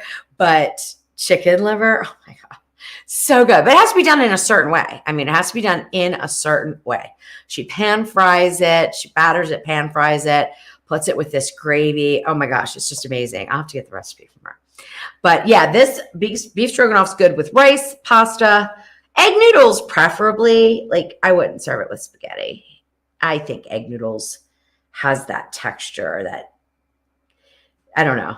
It just seems like it just pairs with egg noodles. Every recipe I've seen has been egg noodles or rice or mashed potatoes. Yeah. Or cauliflower, which is or cauliflower. Low on the list, but I would like that. You could easily make this keto though. Yeah. Yeah. What would you have to take You just do the xanthan gum, forget the wine. Unless you didn't care. Some people don't care. It depends on how strict you are. Forget the wine. Take out, I think even sour cream is keto, isn't it? There's a couple grams in there of carbs, but I mean, everything has carbs in it, really. Let's see, except for meat and cheese, right? Cheese has no carbs. Meat has no carbs. Some people use, this doesn't change keto or anything, but some people use ground beef. Yeah, yes, that's popular. That's very popular. I almost gave you the ingredients for Swedish meatballs because we've been talking about that. Yeah, I can't. That's something. I don't think that's a good Tasty Tuesday. You need to spend Jeff. some time. Okay, so I tried to make keto Swedish meatballs and I almost vomited. I made them so horribly bad they went right in the trash. They were horrible. I've made Swedish meatballs a few times, and I would say that they're very similar to this. Very similar. But there's some nutmeg in there and things like that, for the IKEA Swedish meatballs, which I think is how they became a thing. But Jeff made Swedish meatballs one time when we were at the assisted living, and they were the best tasting Swedish meatballs I've ever had in my life. And I don't think he can remember how I made them. I know that I used red wine. I don't remember what kind of red wine. Probably doesn't matter. Maybe we get Jeff doing red Tasty wine Tuesday and next sour time. cream, and I just kept adding them until I got the right flavor. Yeah, it was so good.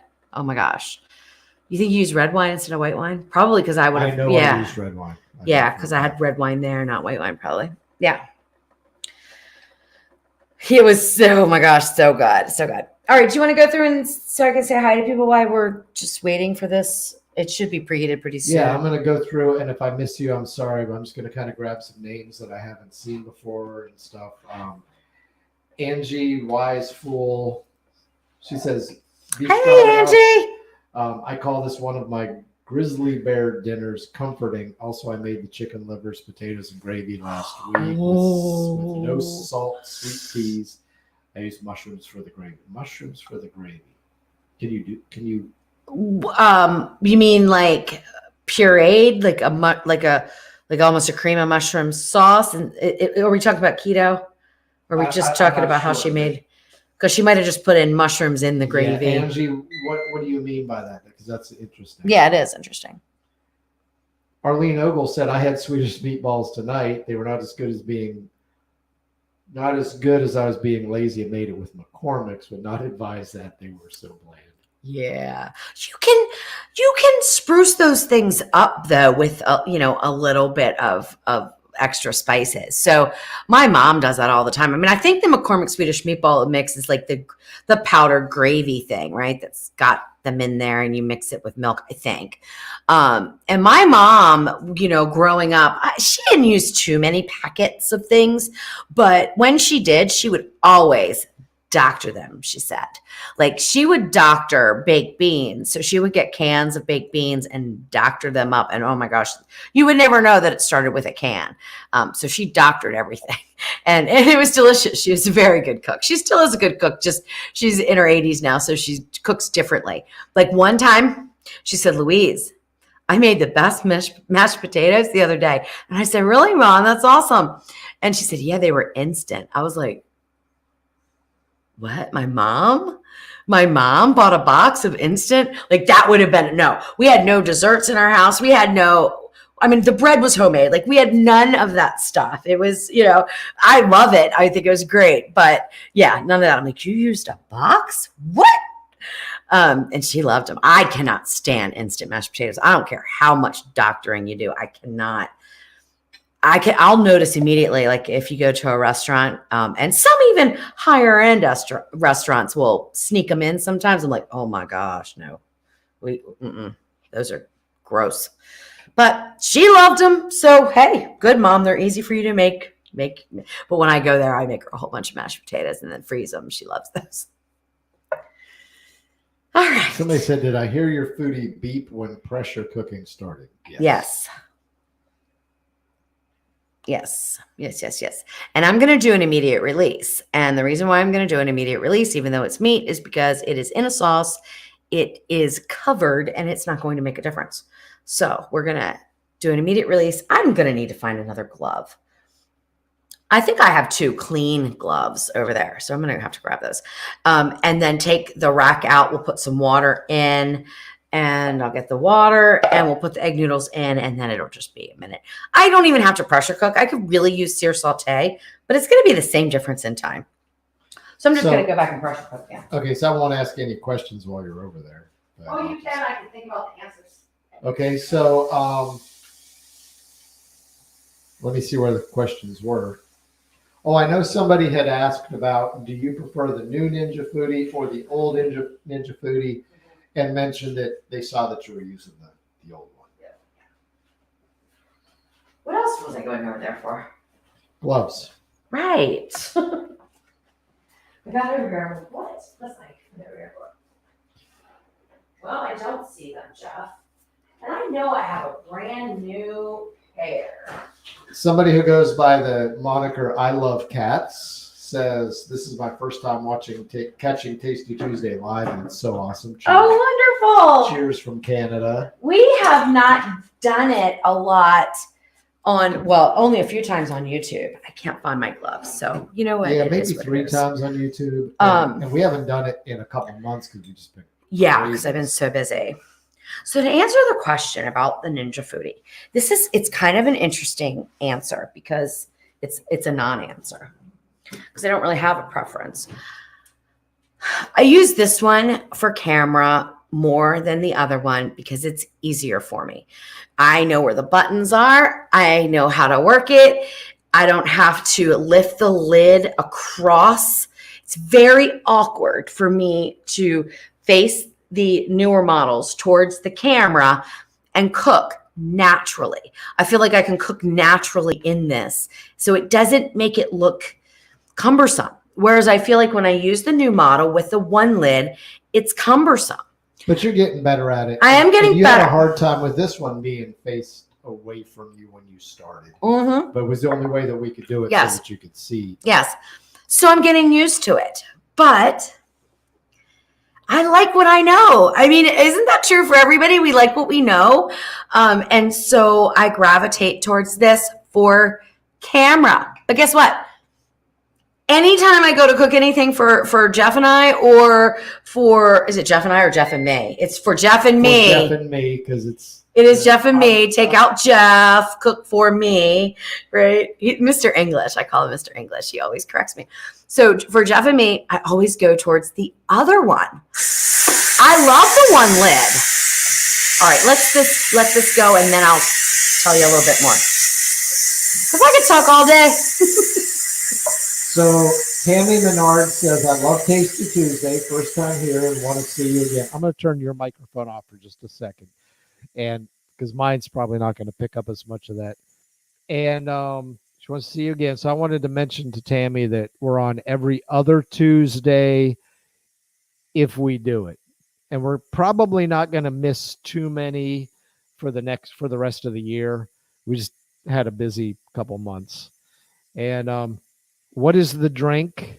Juliet wants to know what you're drinking, so I'm going to turn your microphone on. So we'll make it. We'll make it together. And people are asking about the Ninja Speedy. So do you want to comment on that? Yeah. Let me let this go. You won't be able to hear me. Yeah. I'm going to put some ice in this. What we got going on here. Yeah. Mm-hmm. People are saying that instant mashed potatoes taste like wallpaper paste. Yeah. I agree. Totally. Diane Gale says, I just joined. What model foodie are you using? This is the Jeff, tell him it's the FD302. FD302, which is the 6.5 quart Ninja Foodie with the push button panel. I think that is down enough. You can start talking. All right. So this is Northern Latitude straight bourbon whiskey. This was Upper Michigan, right? Yeah. Well, it wasn't in the Upper Peninsula, but it was in Upper Peninsula. Oh, that's right. Because it was north of Traverse City. This is when we were, but not across the bridge, right? We were in Traverse City to the west of Traverse City. Same thing, Northern Latitudes Distillery Cherry Bounce. That place was so. Oh my gosh, cool. we had That's so much fun there. It was so much fun. And then They offered Louise a job. they did, and I considered it because it was so much fun. I was like, Jeff, we could probably do this. We could go up because they probably are just busy in the summer, you know. So we could probably go up, take everything on the road. It'd be fun. All right, a little bit of Morello cherry juice and 4 cherries, which I didn't even end up eating, but I probably will this time. And then Sprite. I'm not even going to worry about doing the chocolate, so we're just going to call this. Well, can't be a chocolate covered cherry without the chocolate, so we're just going to call it a cherry bobo. Cherry jabber jabber. I call it cherry bobo. It's a cherry jabber. Okay, a cherry bobo. Cherry. No, I didn't say jabber jabber though. I said yabber yabber. I thought you said jabber jabber. Somebody. No, I it's said yabber. I said jabber. Oh, it's jibber jabber. I still didn't get it right. Jabber jabber. It's jibber jabber. I said yabber yabber. So let's call it Somebody said cherry fizz, cherry spritzer. cherry bourbon fizz is probably technical, but I don't want to be technical. I want to be fun. So we're gonna go with a cherry bourbon. How about a cherry yabber bourbon? No. How about a bourbon cherry yabber? No. Yabber jibber. Well, anyway, whatever. It's a drink. Well, it's a drink. We'll just drink it. Cheers. So that's how I made it. I put chocolate in it, like this little chocolate flavoring before, but it didn't come out enough. I was going to make it, my idea was a chocolate covered cherry drink. So next time what I'll do is I'll get some, next time I make it, I'll get some of that chocolate liqueur, right? So let me see who's. But it's very good. It's very good. Angela Burry said, "I made your pasta recipe from the weekend, and it was divine." Was it that baked ziti? Oh, and a lot of people are seeing that video, so that's really exciting. Yeah, that video has gone really, really well. Rhonda Parnell suggested calling it a cherry bourbon bomb. Love it. That's it. Cherry bourbon bomb. Love it. Perfect. That's what we'll call it. Okay. So I'm going to take this out. We already have hot water. We don't need to change that. Now we're going to put in probably about, to serve with all of this. This is another thing you got to think about when you're doing recipes and stuff. How much pasta do I need to, serve with all this? It's a good amount. Also considering that, We'll do the whole bag. but then you Which got to is- consider that we're probably. It's not about 8 ounces. I'm not going to be eating any pasta. I know. You probably won't eat much. It's about 8 ounces. That's okay. We're doing this in case they want to make it. All right. So when I'm doing pasta by itself, which I probably will, I'll test this meat. I don't think this needs to go back in. So it's really not layered, but I will figure out how to do it layered because I think I just messed up here. So when I'm doing pasta just by itself, my rule of thumb is just to put in enough liquid to just cover the pasta. Okay. Keep in mind though, the more pasta that you use, the more water you're going to use or whatever liquid, the longer it's going to take to come to pressure. So when you have something quick cooking like egg noodles and you have now I put in 2 cups, now I put in another 4 cups, that's 6 cups, but we probably lost a little bit during the evaporation process when it was coming to pressure. So let's say we have 5 3/4 cups probably of liquid. So it's going to take a little bit of time to come up to pressure. So you want your time to be lower than if you were doing just maybe 2 cups of it with 2 cups of water or something like that. So you want to adjust. I hope that made sense. Probably talking too much too fast and not making sense, but hopefully it did. Okay. So I'm going to go back under pressure just because I like pressure cooking, but I'm going to go to 0 minutes. Did I hit 0, Jeff? Did I hit 0? That's 1. You're on 1. 0? Can you get? No, you're still on 1. How am I still on 1? I don't know. Push it again. Still on 1. This model won't let me go to 0? Am I on pressure cook? I'm not. That's why. I knew it. I was like, what is going on? Okay, 0. Start. All right, so 0 minutes of pressure cook, meaning by the time that the water boils in there, it's going to cook the noodles fine. So I'm not going to worry about it. That's because I have so much liquid in there. And somebody, Rose Johnson, pointed out that you did not salt your water.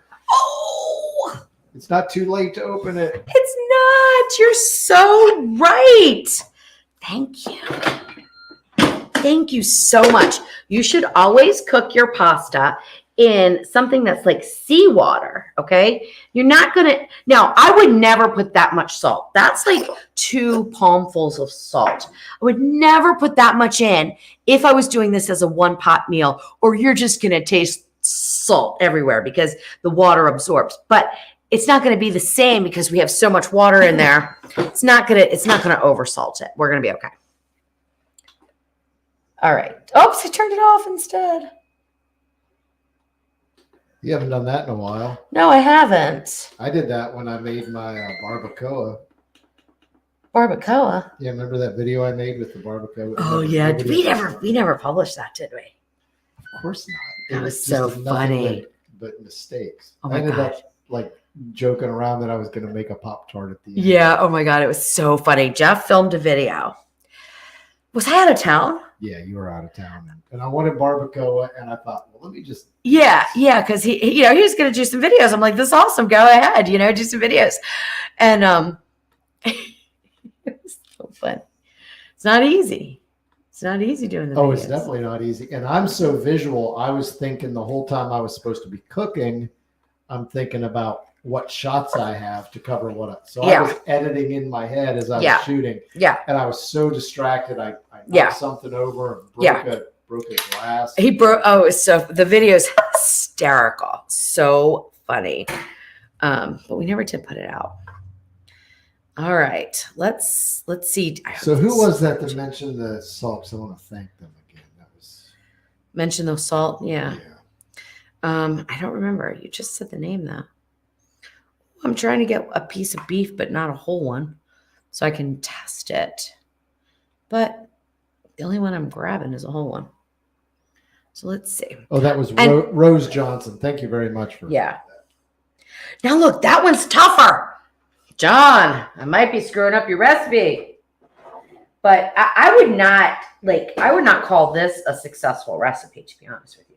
I don't really care how good it tastes. It would never end up on my website like this because it can be much easier than what I've done. In your defense and in John's defense, nobody mentioned sirloin. I picked sirloin. John said beef. Yeah. And you were given sirloin. Yeah. It's still tough, but I think I used sirloin in my recipe. But I did it different. And I would taste it because I'll probably be like, that's perfect. Yeah, you'll probably love it. I think it's tough. And that doesn't make me happy at all. But we're going to roll with it. It's too tough for beef stroganoff. It is. Oh my gosh, the flavors are good, but it's just too tough. So I know where I messed up. And this is like what I do when I test recipes. Like I'll try one configuration of cooking, so to speak. And then I'll be like, oh man, that took too much work. And the results weren't good enough. So this is the thing that you balance. Were the results so amazing that changing anything and making it less labor intensive would change the outcome? The answer is yes. And it was so delicious. Like my corned beef and cabbage recipe that takes, it's a good amount of steps in the Ninja Foodie. That is not worth doing any other way for me. I tried it other ways and it was just not worth it. This is not worth doing this way. It's too labor intensive. There's too many steps to it and it can be streamlined so much easier. And that's what I'll do. And I'll put a recipe out on my website. So what I would do differently is I would not make the roux in the bottom right at first. I would and I will still could layer it, I think. I'll have to figure out the noodles and how to get it on top, but I'll try to figure that out. I could use the 8 quart and it would be easier, but I try to make everything in the 6.5, so it definitely can be made in 8. So what I would do is I would saute the beef and the onions in the butter. Then I would pressure cook them and the mushrooms, I'm sorry. not the onions. Forget the onions. It would be the beef and the mushrooms because the mushrooms will be fine under pressure. And I would pressure cook them to tenderize them straight away. Then I would probably, I guess I would have to add in the flour at that point. But I already have liquid in there, so I wouldn't be able to make the roux. Anyway, my brain's thinking, but there are easier ways to do it. So John, don't do it this way. John does I'll use fix it. sirloin. So Yeah. it's not the sirloin. It's not, it's my technique. I just I didn't. think it's trying to do it quickly. Well, and I think trying to layer it, it turned out better when I just put it all in one pot. But I like the idea of layering it because I think a lot of people, they do want that pasta. And, just like spaghetti, a lot of people love my spaghetti recipe, but a lot of people don't because they're like, I don't want my noodles mixed in the sauce. I don't. And I get that. I totally understand that. So that's kind of what I was thinking here. Let's separate them out. There is a way to do it. I did it too cumbersome, too many steps, really not worth it at all. Because I still have to add in the sour cream, but my pan here isn't going to really be big enough to add in the sour cream and stir efficiently. So now I've got to think I'm going to drain that. I'm going to put it, too much work. So I'll have to streamline it, but I will. It'll be fine. It'll work out. This is test one of the recipe, right? Yep. Test one. So somebody that calls themselves Rhyme of the Ancients says, would this taste good with zucchini noodles? That's a good question. No, I don't think so. The zucchini noodles don't absorb the flavor, Yeah. so it's going to be like the zucchini noodles are doing their own thing. And you can, obviously, but when I think about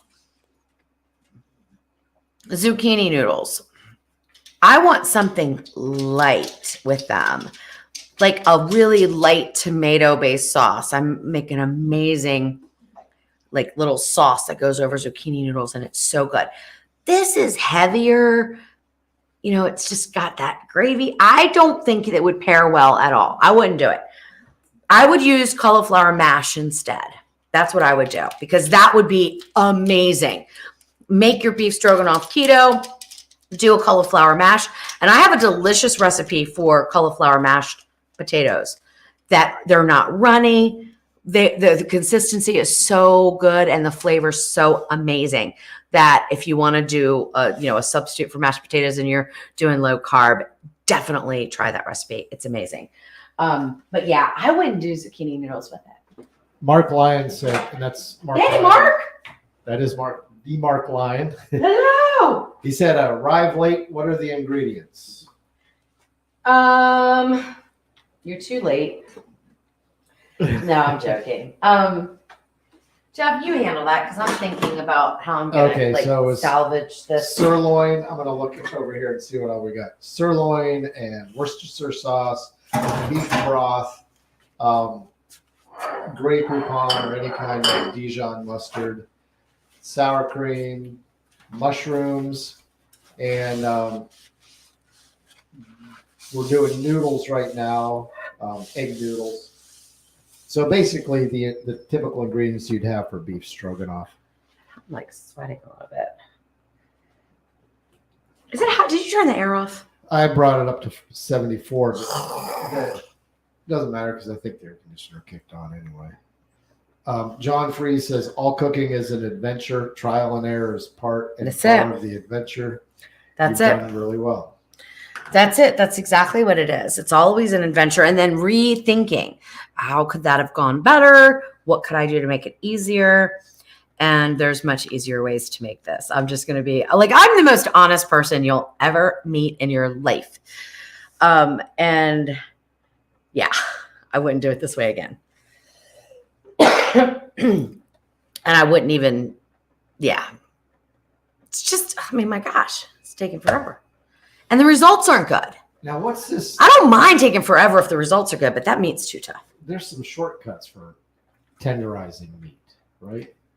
Yeah, but it would be so much easier just to pressure cook it to tenderize before I put it in this pan. That would have taken no time at all. I could have done that.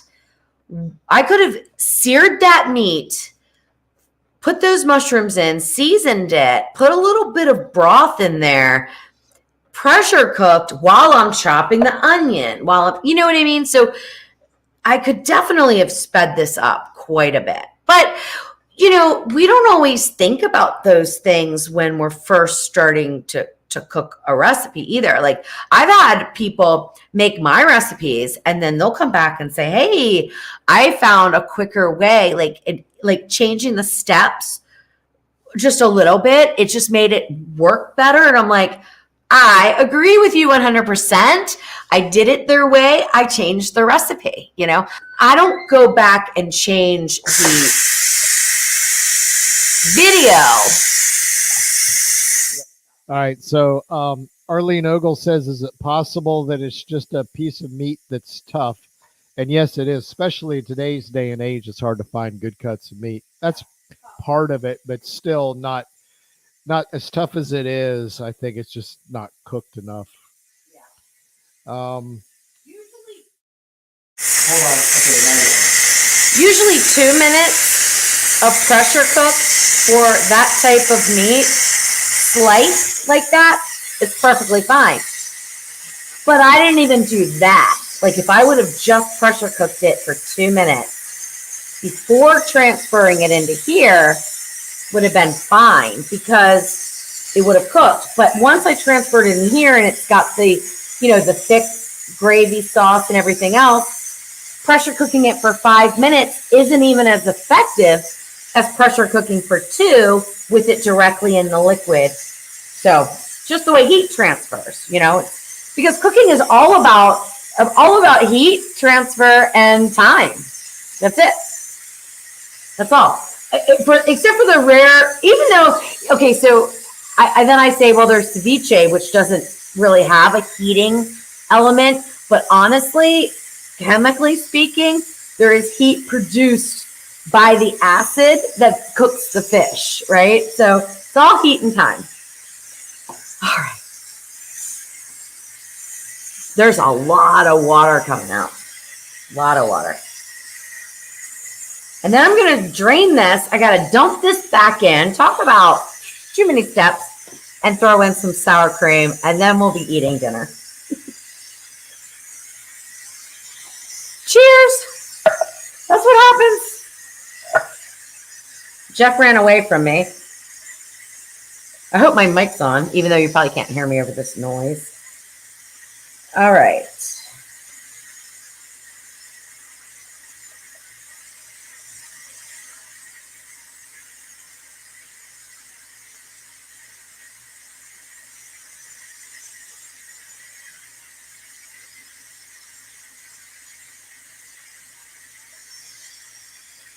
Yes, you can hear me. I'm looking at my own comments here. Okay, Kathleen, that's a good question. Kathleen says, when you started cooking the steak, you had it on medium and then increased the heat. Did it stay on medium too long? Nah, that didn't. That sauteing meat's not going to tenderize it. So you could keep sauteing it. The only thing you're going to do, because you don't have a lot of liquid in there, you have a dry heat when you're sauteing. I mean, there might be some olive oil and stuff, but you're never going to really tenderize a tough cut of meat that way. You really need to add in that liquid to braise it for longer periods of time, or pressure cook it, which is still the wet cooking environment. So no, that didn't have anything to do with it. Now I could have added in a cup of beef stock or something and then just let it simmer for a long time. But at that point too, I could have just pressure cooked. I just made a little bit of missteps, but you know what? It is what it is. That's real life. That's what's going to happen. It's going to happen to me. It's going to happen to everybody, where you just think, oh man, did that dinner suck because it took too long to make and the results weren't good enough? Or can I change it a little bit and make it a fabulous, quick, and easy dinner? And that's what I plan on doing with this one. I just need to think it through a little bit more. And sometimes you can't do that. Well, you can never do that when you're live. You got to go. You can't just say, oh, okay, excuse me for a minute. I'm going to take 30 minutes and think about this while you stare at me thinking. You can't do that. So we just roll with it. All right. Pin dropped. Noodles are cooked beautifully. Now I've got to drain them really quick. These noodles are almost overcooked, believe it or not. Like they take no time at all. All right, let me drain them, and then I'm going to add in this sour cream. Oh, they look good though. They look really good. And I spilled a noodle on my shirt. See, all these things, like I had a big noodle right there. All these things get edited out of the produced videos on YouTube, which is why I was kind of nervous because I get enough nasty grams on YouTube about the way I do things. I'm thinking, oh my gosh, Jeff, if I go live on YouTube, they are going to like brutalize me. That has not been the case. It's not I've been the case. actually Has not been the taken case. a couple spammers and put them in timeout. Have you tonight? But nothing. Love it. One rude comment, but the other ones were like just clearly spam. Yeah. So one rude comment. What was that? Was it about cleanliness, fatness? What was it about? Two. Huh? Two. Fatness? Two. I love those people. It's like, hey, you know what? It is what it is, right? Whatever. It used to bother me. It doesn't bother me anymore because I'm like, I got fat doing this job. I did gain a lot of weight, like 30 pounds in 3 years. It's crazy. You look back at my older videos and you can really tell, but whatever. As long as I'm healthy. All right, now I'm going to add in about a quarter cup of sour cream to start with. Stir it in. And this should finish everything off. I don't even need to turn on the heat or anything like that. Everything's just fine. And then, Jeff, you want to get some plates? Yeah, sure. I gotta find some. I know. We got a whole dishwasher full of plates. All right. Here we go. Wrong spoon, though, because you can't serve with that. So, once again, making messes where messes don't need to be made, right? But it's all good. All right. Now, final thing is the flavor. And we are going to test that out. You know what? You could even get me a little bowl, Jeff. You can get me a bowl. Like a little bowl. Yeah, that'll be fine. All right, pasta. I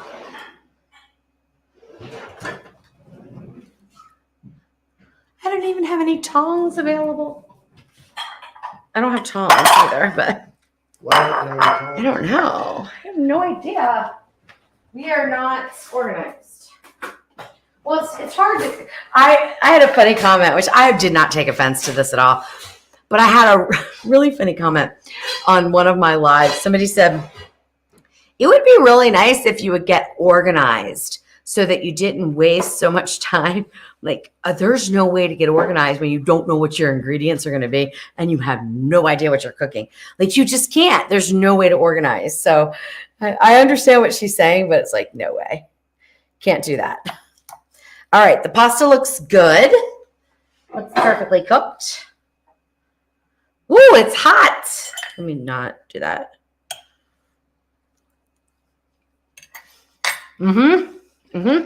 Oh, it's good. Oh, it is so nicely seasoned. Like literally, I could put on roasted garlic, a little bit of butter, a little bit of cream, and I could eat dinner. That would be so good. And black pepper. All right. John, here is your too complicated, which I will change, beef stroganoff. Except for I forgot the parsley. And that's what it was there for. Yep. Yep. Run it under some water.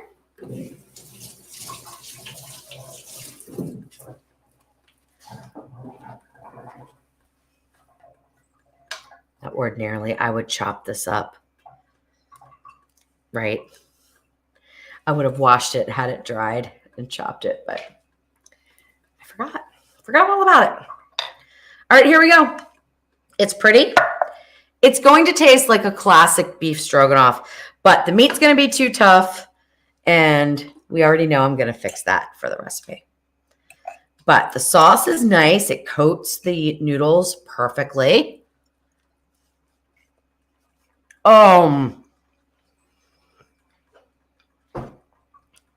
That is so delicious.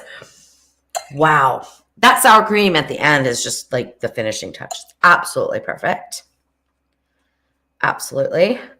All right. I hate tough meat. Like, I don't even want to eat it, really. I hate tough meat. Okay. Take a little bite. It's too tough.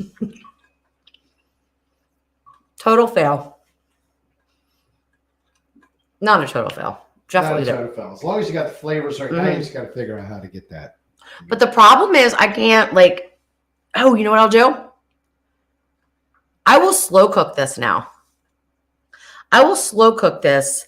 Well, maybe not tonight because it's late. We're going to go to bed. But I will slow cook this for 4 hours and tenderize that meat. That's what I will do. And then I'll make some cauliflower mash instead of the pasta because Jeff and I are trying to eat low carb. And yeah, but it's delicious. I mean, really, it's delicious. The mushrooms. I could do without the meat and just eat the mushrooms and the onions. They are so perfect. So perfect. And the flavors are so great. You gonna try it? Of course I'm gonna try it. Come on. Come on over. Oh my gosh. So good. Here you go. Okay. I'll get a noodle even Yeah. though I don't want any noodles. I know. I'll go ahead and Got to get try them because they're perfectly cooked. it. And I want to get a mushroom.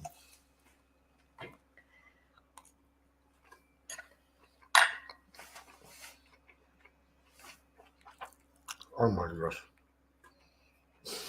Isn't that good? I'm sweating to death out here. I would say the sirloin for me is just a little tough. Oh, it's way tough for me. That is so good though. And the That's noodles are so good. absolutely perfect. The flavors are The flavors are so good. It might even be better than my cookbook recipe. I'm not sure.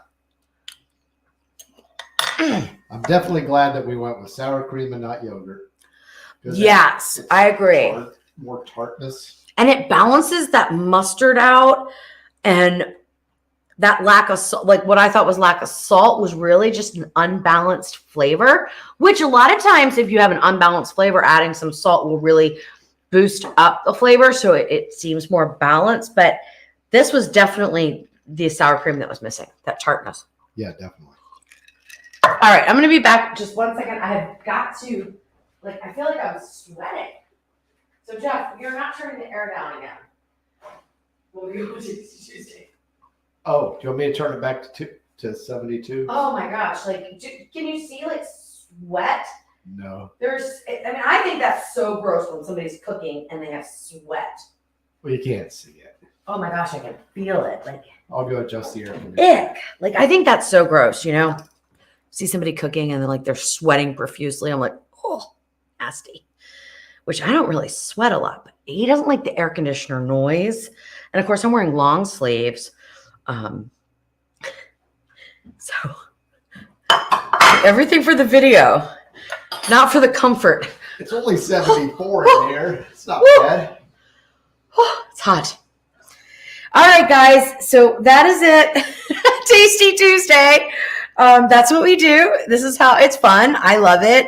I love connecting with you guys. And Jeff, We missed it. Definitely missed doing it. Oh, yes. It's such a, can't even explain it. I connect with people on Facebook. I connect with people through email. I connect with people through private messages. But there's nothing like being live. I mean, there would be one thing much better. And that is if all of you guys are right in front of me. It feels like that, though. And we can all talk. Like you've got hundreds of people in your kitchen. It does. It feels like that to me, which seems like Jeff always asks me, how can you I don't know what you asked me, how do you do this? You're looking at a camera. It's not people. I don't see a camera I see people, I see you guys. I think about it in my head of who's here, who's watching, what they might want to hear, what they need help with. I think about emails I get. So as I'm going through a recipe, because none of my videos are scripted, none of them. I don't even put bullet points together. I just go by the questions that I've gotten, different things like that. And as I'm cooking the recipe, if I think of something that I think might be handy, I throw it in there, So I love it. I love it. But live is different than recording too. I was trying to remember how to give a shot. I wanted to give them to use my phone as a camera to show them what you're seeing from your side. I'm trying to remember how I think I just have to log in on my phone, right? I think you just have to log in on your phone. All right. And then join do you want me to do it? I'm almost there. Okay. So yeah, it's different, but I don't know. I've got all these. How do I bring it in? I think you just have to add yourself to the stream. No, I don't know how to do it here. Here, you'll use my phone. You can use yours. It's probably easier to use mine since I use the app more. It's not an app though. Okay, so I go to Tasty Tuesday Live, enter studio, and now I've got to see if I can turn it around. If not, you're gonna see a weird, awkward. Okay, should I let it access? Okay, I gotta let it access. Yeah, you have to let it access. Now I have to mute it. Okay, Yeah. now you're gonna see a weird angle of my face. Now, are you Now you're gonna have to switch it, but I gotta figure out how to do that. I don't know how to switch it. You have to switch it. So I don't know what I'm saying without back. I guess I can back up. Yeah, but I don't know how to switch. How do I choose that? I'm at a loss here. I don't know how to bring that up. Oh, you don't? All right, we'll work on that for next time. We've done it before. I just don't know what we're doing. Yeah, I don't remember either. All this technology is complicated. All right, you want to read any last comments, and then I'm gonna say good night, and we're gonna have our dinner and then go to bed. Okay, Raven said, what chocolate liqueur would you suggest for the drink? And if you wanted to change the cherry to strawberry, how would you do it? I would probably use frozen strawberries, and if you aren't opposed to sugar, I would set the frozen strawberries in a little container, sprinkle some sugar over, let them macerate, which means that they're gonna kind of release their juices, so you could have the strawberry juice along with the strawberry fruit to put in your drink. Like I had the cherry and the cherry juice, and probably just a Godiva chocolate liqueur. It probably doesn't matter. You don't have to spend the money on Godiva. It could be any kind. I don't know. I don't drink chocolate liqueur that much, but just any chocolate liqueur will be fine. It'd be perfect. There's also chocolate wine. That would be okay too.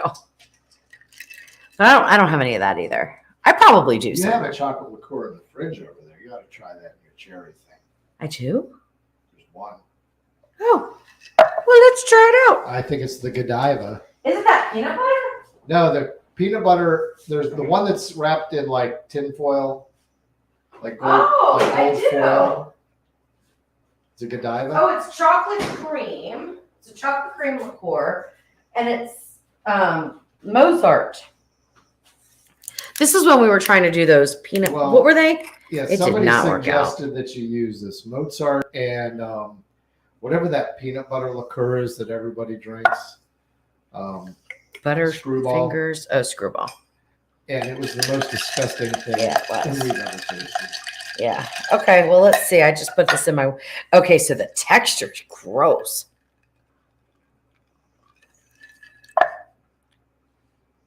Fail.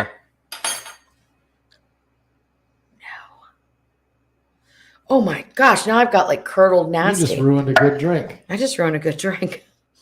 Oh well. It's like cooking. Live and learn. That's fine. Okay, so this would be a no. Don't do a chocolate covered cherry like this because look at that. Oh, So it's because of the cream. I think there's chocolate liqueurs that aren't cream based. yeah, I think so. And I don't know what it's going with that isn't right though, because I mean, I've made cream drinks with vodka and it's fine. Doesn't, of course, this is bourbon, but I mean, it should be fine. What is it? What's making it curdle? There's got to be an acid in there. You've I got mean- the cherries, the cherry juice probably. Oh, maybe that. So Interesting. before we wrap up here, I Sorry. just want to say thank you so much, John, for suggesting the Yes. the ingredients for. I love you, John. You know that, right? I love you. I love you. And Barry, too. I cannot wait to go to Australia and see you guys. All right. Anybody else that I mean, I think everybody, like, I love everybody. The only reason I say I love you, John, is because John and I are email buddies. And then you guys can email me too. I love it. That's the best part of the job. Like, It's like a pen pal, but in 2022. it is. It's so much fun to get to know people. And I mean, that's what this is all about. And that's what, cooking was always about, bringing people around the table and, just like not getting to know, because there's usually families way back in the day, but not always. Sometimes you bring your neighbors over. So I think that that's what I love so much about it, because in our family, every celebration, it was always like around food. We would always just be talking together around the table or, in parties. It was just so awesome.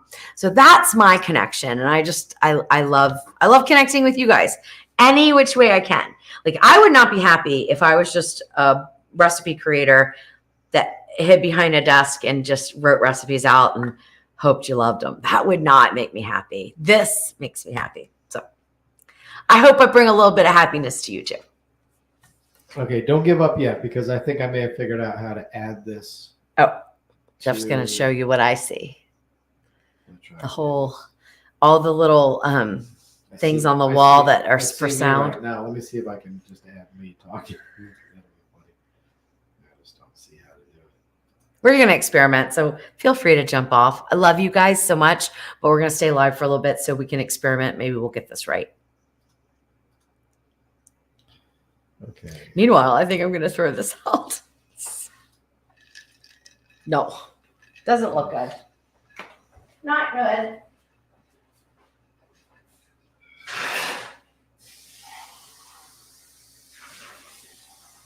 Okay, we're entering the studio.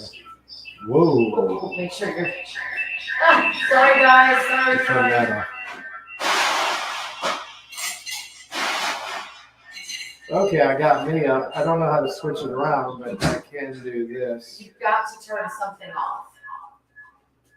My mic is muted. You got to turn your phone off. Don't use your phone. Okay, I think I got it now. All right, so I'm going to turn this around. All right, so I got a split screen, so I can still see you, and I can see this. So Okay. it got a wide shot. Okay. All right, you can talk and everything. I don't We're let going it. to show the doggies down here, Okay. and And why do I have carpet behind me?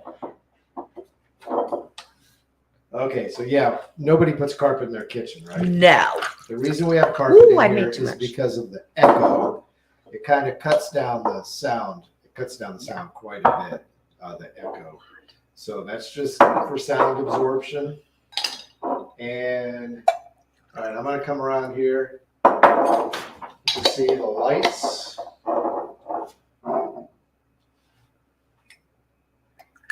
And let's see if we can get over here. I don't know how good this shot's going to be. Oh, sorry. I don't have any strength in my I'm right doing arm. what I can to show what it looks like over there. You want to hold this, and I'll tell you if you need to. pull Sure, it sure, out. sure. Okay, so pan left, just a touch. That's good right there. Okay, so you can see the 3 cameras back there. The one on the right is the one that she talks to. And then the one on the left, one of them looks like a camera, but it's not a camera. It's kind of confusing. But anyway, that's what Louise is seeing. You can pan over this way and see where I'm sitting. So this is where I'm sitting on the other side. So Now there you he go. doesn't sit there though when we're filming.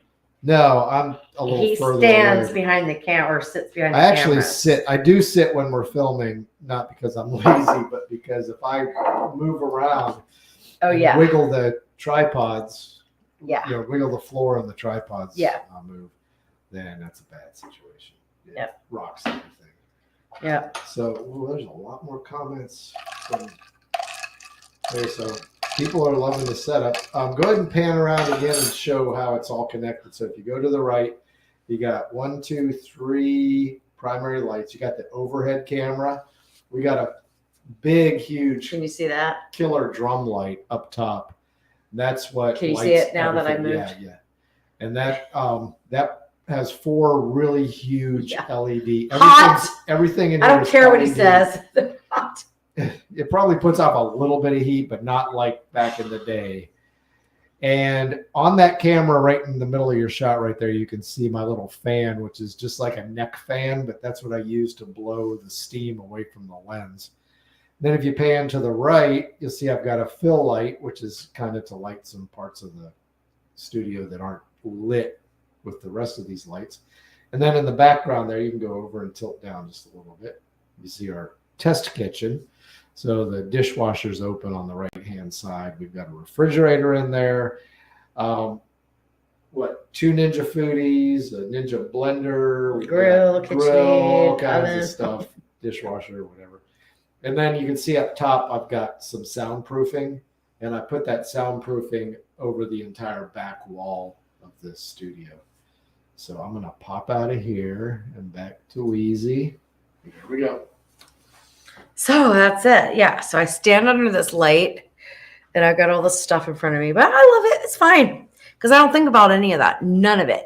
I see your faces. I see your comments. I see everything else, that's important to me and not a camera. So that's probably why I've been so successful on YouTube because it's hard. It's hard to get 230,000 subscribers on YouTube in the food niche, especially. It's very hard. But I think it's because I don't see the camera at all. I just see you guys. And I love that. It makes it natural. Somebody said something. Wash hands. I don't know. Did you wash your hands? I always wash my Yeah, hands. I don't know what that comment's about. Yeah. I always wash my hands. I wash my hands a lot.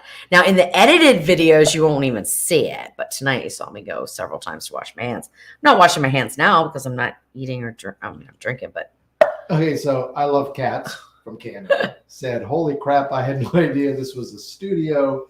I thought it was your personal kitchen. Now, we built this specifically for this show because, number one, we didn't have good internet in Tennessee. yeah, we built it specifically for Tasty Tuesday, really. Yeah, and we didn't Yeah. want, and yeah, specifically because of Yeah. the lives. Yeah. And we were tired of having all this equipment that you Yeah. see right there used Yeah. to be in our house. Yep.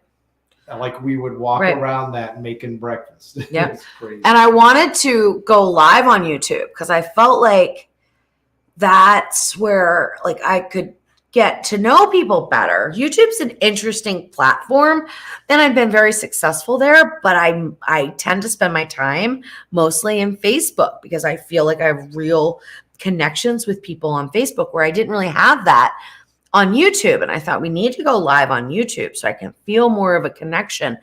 And it was not possible to do that because if you would have seen what my friends put up with on Facebook with the Tasty Tuesdays in my Simply Cooking with Louise group, these are people that were there for me totally because anybody else would have been like, we got to get out of here. This internet connection is terrible. The video, everything was horrible. So we knew we could not go live on YouTube until we had reliable internet. And we would have like 40 people. So, Yeah. If that. So Yeah. let me just go back and apologize to Norma for saying that. I thought she was saying wash your hands because it did show up as wash hands with a colon before and after. that was the way that it interpreted the emoji, and she had selected the clapping hands emoji. Oh, So whether it's YouTube or Facebook or whatever, it's probably StreamYard. translated it. Might have been StreamYard translated that particular emoji. Interesting. So she Throw emojis in your comments and let's see how they come up in StreamYard. Now that we're kind of just playing around. So I Love Cats is actually Trudy. She said, just to let you know, I Hi, changed my Trudy. username because I had some issues on YouTube. It's actually Trudy. So Hi, Trudy. And welcome, I would not have my welcome to name the on Salt any and social Pepper. media platform if I could help it. Well, I can't believe that there's still 142 people still watching, and we're just goofing off now. Yeah, yeah, But that's cool. yeah. I'm glad we were able to show the studio. I wish I would have done the ice cream that we were talking about.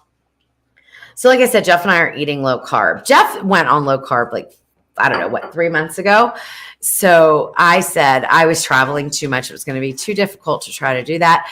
And so when I got back this last time, I'm like, all right, let's do it. Let's do it together because we've lost lots of weight on low carb and exercise, of course, and things like that. So he's already lost, what, 20, 30 pounds? About 30 pounds. About 30 pounds. Like, anyway. So I've lost my train of thought now. What was I going to say? You were talking about the ice cream. Oh yes. So but I love sweets. I love desserts. Like I don't even know if I could go to sleep without dessert. Sometimes I do, but very seldom. I love that little bit of sweet just before I go to sleep. And of course it's usually something sugary, whether it could just be like one little teeny tiny peppermint patty. I'm not talking about sitting down and eating a box of chocolates or anything, but I've been trying to play around with different low carb ice creams because we love ice cream. And I made a Fruity Pebbles one, and I'm trying to love the Ninja Creamy, because in theory it's going to work for what I want, but I just can't get it right. I've got it down pat with all the sugar recipes. I've got all that done, but now I'm trying to convert them all to no sugar, low sugar, sugar substitute kind of things. And they're just getting too powdery again. So anyway, but I was going to make this toffee one. We got sugar-free chocolate chips, and I was going to make this like toffee type of ice cream, but I didn't, because I would spin that up right now and we'd have ice cream together. It was going to be like a Heath bar. It was going to be like a Heath bar crunch. The crunch. Oh, because I was going to use caramel. You're going to use toffee flavoring. Oh yeah, toffee. English toffee flavoring and I have a caramel flavor chocolate too. chips. Yeah. It just wouldn't have the crunch of it. But I didn't get it. I didn't get it done today. So it's not in the freezer, and it didn't go in the freezer this morning. It wouldn't be ready. So Juliet said, I just ordered the creamy. So you want to talk about the good and the bad of the I kind of creamy? just did. It's like, I mean, I love it, but I thought I finally had it figured out and everything was fine and all my recipes were working so that I could do, some recipes in it. And then last night I was like, here, Jeff, this is how it works. And it turned out to be like astronaut dust again. This is what I always say. I'm like, this astronaut dust, like it's like freeze-dried ice cream. It's crazy. And it has to do with the recipe and the ingredients. It has nothing to do with the machine itself. But the workaround is either high sugar, high fat, which makes it nice and creamy. I mean, I made a vanilla ice cream with sweetened condensed milk and like a few other ingredients, and it was like, whew, so delicious. But that's not what I want to do. I want to make these lower cal, lower fat, lower carb type of things. And it's difficult. It's difficult. So I have a love-hate relationship with it. I still have not warmed up.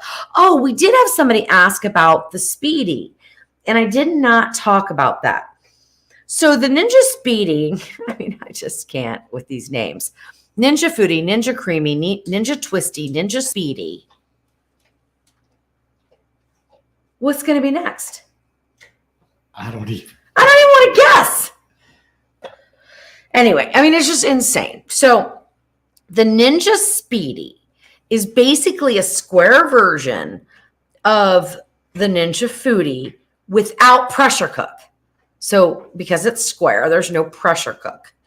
And I am pretty certain, I'm not an engineer or anything, but I'm pretty sure that you can't pressure cook at anything square because of fault lines. Yeah.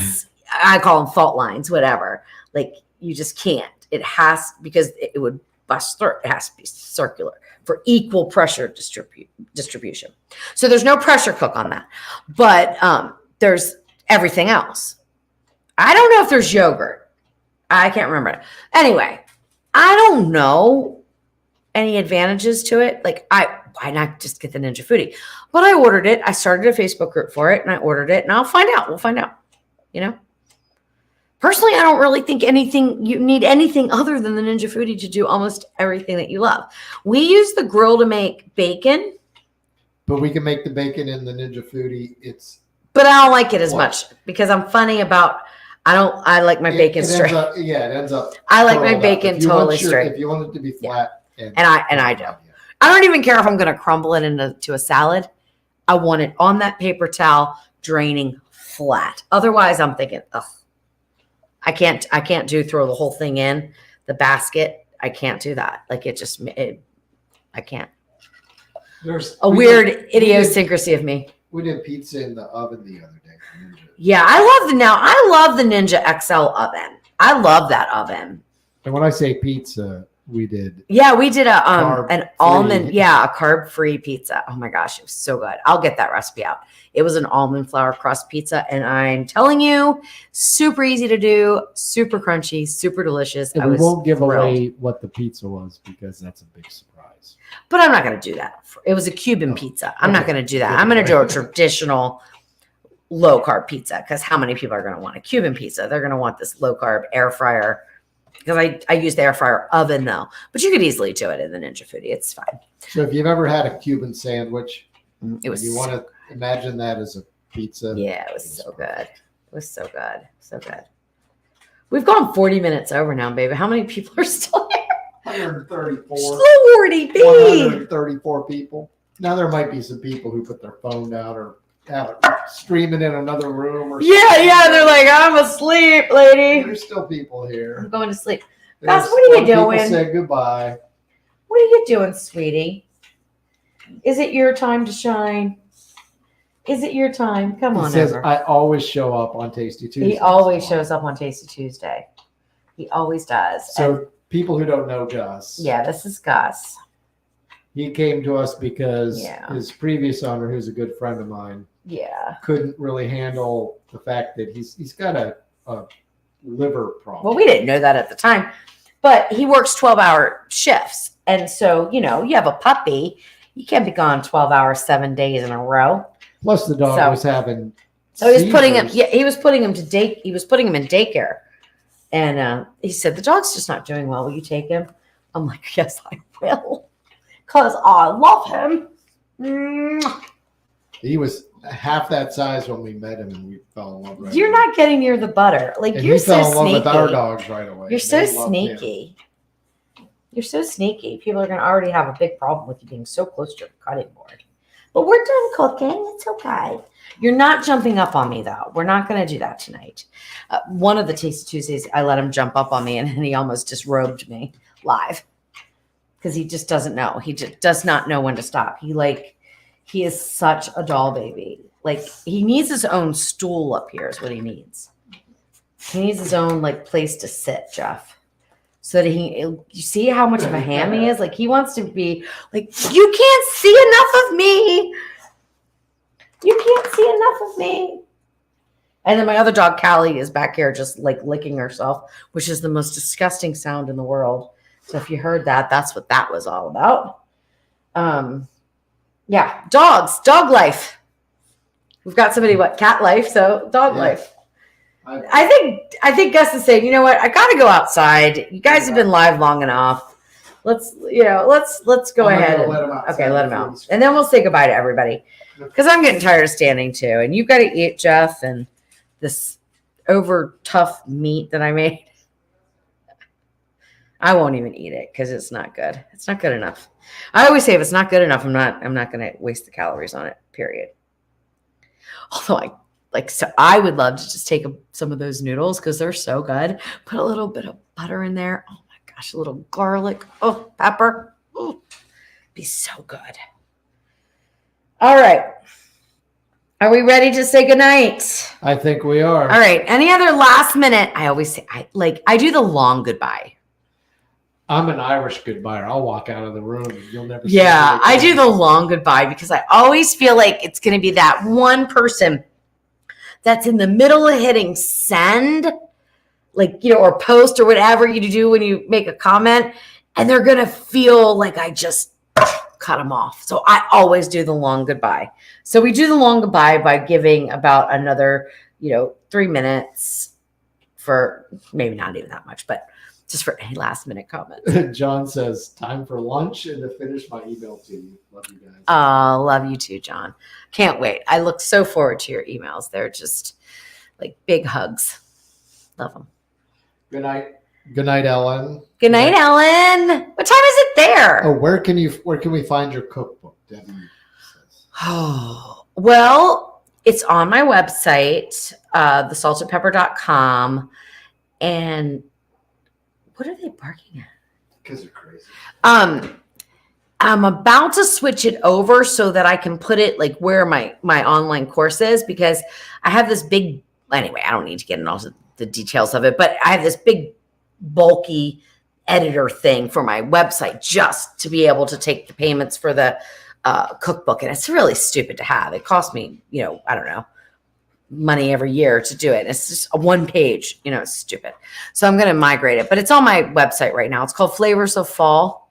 So you can find it pretty easily, I think. If not, just like send me a message or email me or something, and I'll get you the link. And Trudy had one more question. Let me see if I can find it. Mhm. I love cats. Mhm. I want to try ice cream for the first time. I want to know your opinion on the function of the hot and cold blender, which I have also. Love my Ninja oven. Okay. Now, is she the one that got the Ninja Creamy? I think so. Okay, so I'll need a little clarification, Trudy, on this. So I have a lot of ice cream recipes for the blender. So you can go to my website and type in, I have pistachio ice cream, chocolate ice cream, vanilla ice cream, strawberry ice cream, Heath toffee crunch ice cream. And that's the saltedpepper.com. Right. And they're all done in the blender. Then I have a Fruity Pebbles ice cream that is done in a traditional ice cream maker, but the instructions for the creamy are in that post. So I made it both ways and it worked fine. Although the sugar-free version that I made of Fruity Pebbles did not work fine because it ended up like astronaut dust. It was And crazy. Trudy is not the one that recently bought the. Okay. cream. So she just needs the hot She and just cold. wants to know about the hot and cold blender. And Does she have it? She has it, right? I'm not sure. Okay. I'm So- assuming she does. She's wondering about how to do the. Okay. So the thing with the hot and cold blender is it's just a cooking blender. So it cooks and it blends. So depending on what kind of ice cream you're making will depend on whether or not the hot cold blender is even necessary. Like if certain ice creams don't require that blender because you can just blend them up in any blender. Or you could use the hot and cold blender because it doesn't matter. You're just using it as a blender. But the recipes on my website are designed for the Ninja Foodie hot cold blender for the most part, except for the Fruity Pebbles one. And that is because I use the different functions to heat things, infuse flavors. Like I use it to infuse the coffee beans into the milk. I use it to cook the egg just so to pasteurize it. So there's things that I do with the blender, applying the heat side of the blender to make the ice cream base safe, number one, and better, number two. Usually use a little bit of xanthan gum if you're using the blender. If you don't have something that's churning and like incorporating air into your ice cream, you don't want it to freeze in a solid block. So adding some xanthan gum helps with texture and scoopability. So I use that in some of the recipes. But yeah, go on my website and look them up.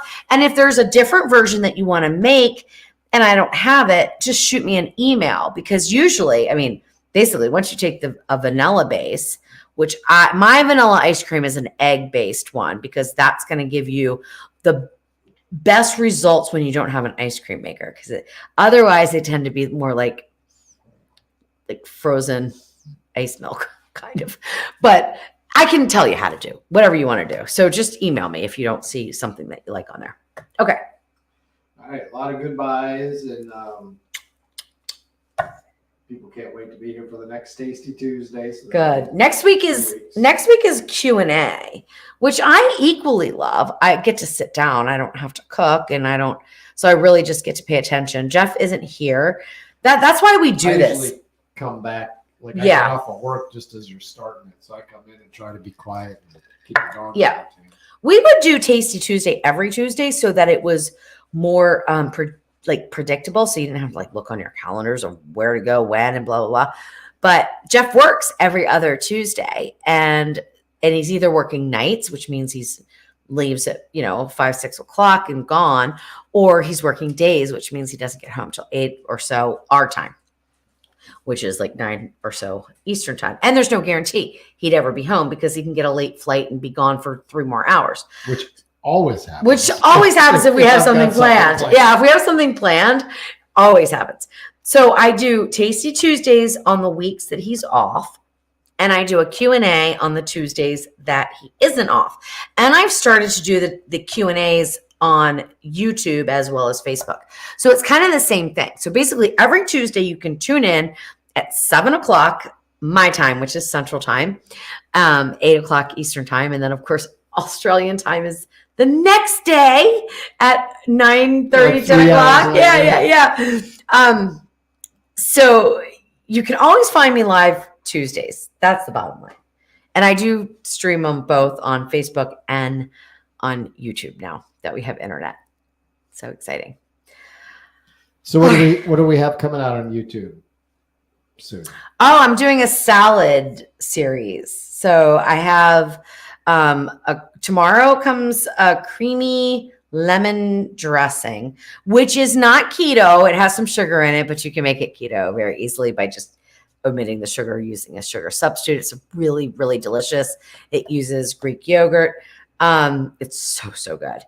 And then I forget, on Friday I might have the Mediterranean salad coming out, I think which is a chopped salad. You put the dressing on there. Yeah, I put the dressing on there, and it's got all these great ingredients and uses some of the recipes that I have, like pressure cooked chickpeas. And it's going to be a little backwards because I haven't taken the picture for the steamed asparagus, but I have a video coming out for how to make asparagus 2 different ways in the Ninja Foodie. And I have to do the picture and then got to get that out. So it's going to come out after the salad, even though it's one of the ingredients in the salad. I figure people can figure out how to like steam their asparagus, for a minute. All right. Then we have keto chip beef, which is not low fat, but When's it that is coming out? delicious. That comes out, I think, next Wednesday. What comes out Sunday? So Sunday we haven't shot. Oh, shoot no, we tomorrow. have. No, Sunday is homemade hash browns, not keto. They're potatoes, but homemade hash browns. Okay, so that's been shot, but I haven't edited it yet. But that's not Yeah. You got to get on that. It's so take good. data. Yeah. So good. And they're make ahead. So like you make up a big batch, you freeze them, you just pull them out, air fry them from frozen whenever you want. Oh my gosh. They are amazing. They're like McDonald's hash browns, and they are so good. I think they're better than McDonald's. I think they're They so don't much better. have They're not that greasy. soaked in Yeah. grease. Yeah, they don't, because they're air fried. And super easy to make. Like I've been trying to make homemade hash browns.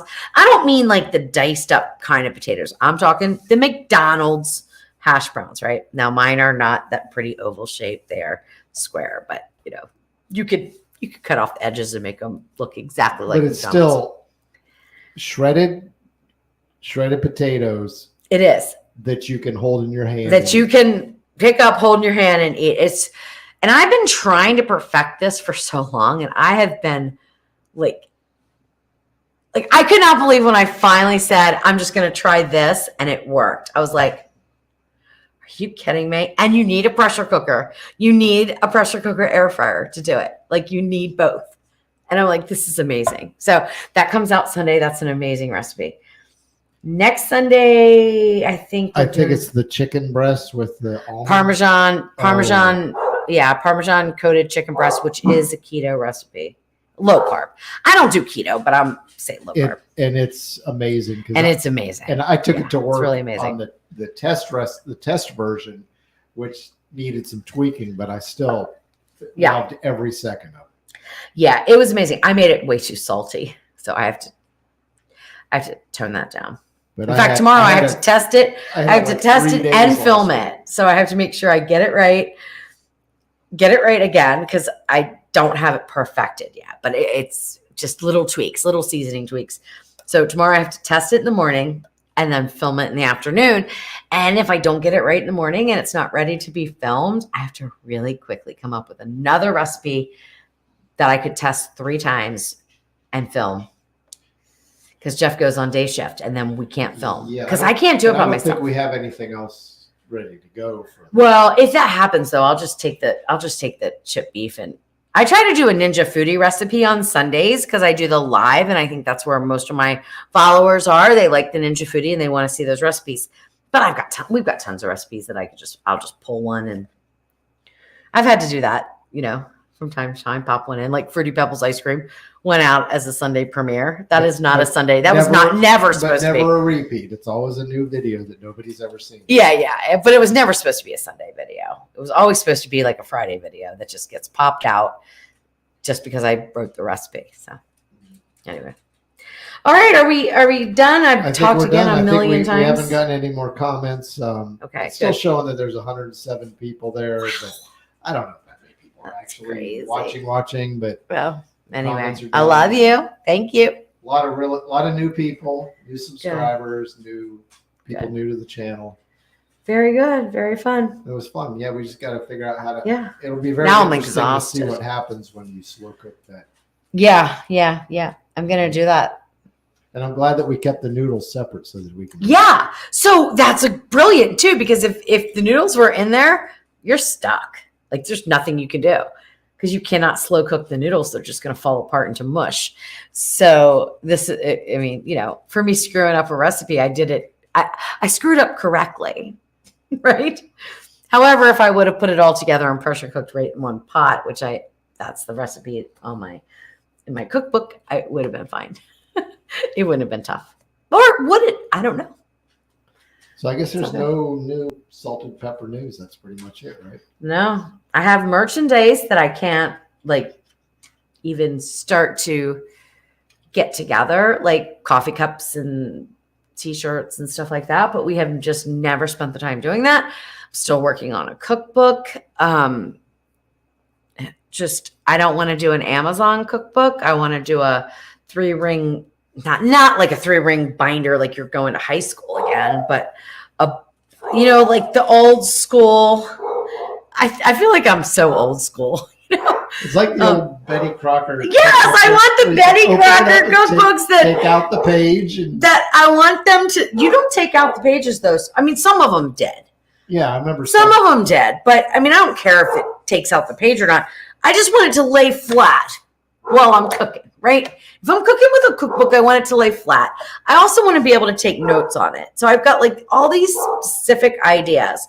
And let me tell you, it's not easy to find printers that will do that because it's just too old school. Because everybody, that's going to sound horrible when I say everybody's lazy, because that's not what I mean. Nobody wants to put forth the money to because I would have to buy all these cookbooks. Like Amazon, you just throw up your recipe. It's not that easy, but you compile your cookbook, you design it in InDesign, and you upload it. They send you a proof of the actual, printed book, and they'll do hardcovers now, which is interesting because they didn't do that before. But hardcover, softcovers, but it's going to be your same, basic cookbooks. And then anytime you buy one, they print on demand. So it's so super easy for people to do, for, recipe creators to do that. And I could do that a million times over, but I'm like, I don't want to do that. When I do a printed cookbook, I want it to be the cookbook I'm proud of and I want. And that's going to be lay flat, have notes, and be usable for you guys. So anyway, I'm working on the cookbook. I've been working on the cookbook for 3 years. Well, once we put some people say, get it out, get it out. Just get one out on Amazon. We don't get just one out. toss one out there, though. We want it to be perfect. No, I don't. And there's Gus telling everybody goodbye. Yep. The dogs. Love you guys so much. It was so much fun. John, I hope you're not. I hope you're off and doing your thing. But No, he's I'll- still here because he just said something about spiral binding for the cookbooks. okay. So I'm gonna redo this like differently.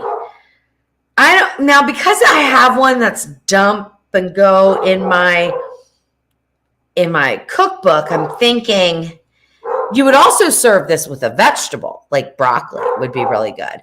So I want to figure out how to make it into a 360 meal. So that's what I'm going to work on and get the steps like much easier because really I made it way too complicated. And we're going to do this.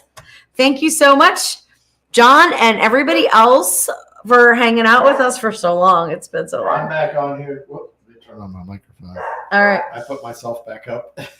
You did. Say goodbye. Yes. Love Bye, you. everybody. I love you. I know. I Hey, love see you. I love him. across the internet. Hi. Oh, and we're going to start a podcast. I think it's going to be so much We've fun. already done one episode. Yeah, we have. And this microphone is actually one of the podcast microphones. Yeah. But now they It want was video podcast. And so I was It'll be like- excited. It'll kind of be like this, except I was excited about audio only because that means I can be in my pajamas and just like run my mouth. But now everything's video. Video. got to get dressed. Got to look good. So now I have to get dressed and look somewhat presentable. Although if you guys, we did a test last night a live test on my computer, and I was going in. I have a Facebook group that is simply like a testing group. Nobody belongs to it. It's hidden. It's just Jeff and I in there, and it's called Live Test. And I test different like technologies out. Well, last night I thought I had set something up in Live Test to go live, and it didn't work. Jeff's like, I don't think it's working. We went in here, finished making dinner, blah, blah, blah, blah, blah. I walked back to my computer. I was making birria beef, not for tacos, but for a salad, and testing a recipe for that, which I didn't do very well at. But anyway, I walked back in to my office. I have like this tank top on, no makeup. I mean, I look horrific. And I walk over with my bowl of salad and I see my computer and there's like all these messages coming into me. Do you know you're live? Do you know you're live? Like we can see you, we can hear you. We can hear you talking and we see your empty living room. Like what's going on? So I accidentally went live while Jeff and I yelled at the dog. So I got a message like, why'd you yell at the dog? I'm like, the dog was trying to eat the beef short rib, off the cutting board. So I yelled at Gus because Gus has a liver condition. So it's not just like a dog eating, something he shouldn't eat. He eats the beef short rib and he's sick, So like it's important. I yelled at him. Oh my gosh. I can imagine like, what if I was cussing or what if I was doing all kinds of, I don't know, like accidentally went live and everybody heard me Well, for it's a good 30 thing minutes. Well, it's a good thing you never cuss then, right? Right. Like my mom, the worst she ever said was heck, shoot, darn. I did cuss when I was blending the birria sauce, after. Oh, that's right. It blew up all But over the wall. blender was going. And the blender like blew up. Oh, it was a hot mess. I was a hot mess making dinner last night. And the blender blew up. And I mean, all this sauce splashed over my white tile back there. I'm like, damn it. And then I'm live the whole time. I'm like, oh my gosh, it's crazy. But anyway. Fortunately, the only microphone was the computer. It In was the the- other room, which is on the other Which side is of the this other wall. side. But they heard enough. I mean, they could hear, like, which are you? Hello? One person was like, hello, anybody out there? Oh yeah, like, there we go. Anybody out there? yeah, anybody out there? Because they just see Smile this. if you can hear me. Yeah, they just see this empty room. Like you're live, but it's an empty room, and we hear these random people talking. It's so weird. Anyway, it was fun. I mean, not fun for me, but I was like, whatever. If it was my younger days, I probably would have cried for 3 days straight. But I was just like, Whatever. I did a test. It didn't work. I screwed up. This is why I should never be allowed to handle Facebook stuff ever. All right. Right? Cheers. Cheers and good night. Good We night. love you. I love you. All right. Love Good you night. all. Are you just rubbing me, Mr. Long? Not on camera. Not on purpose. Gus says, I know, Mom.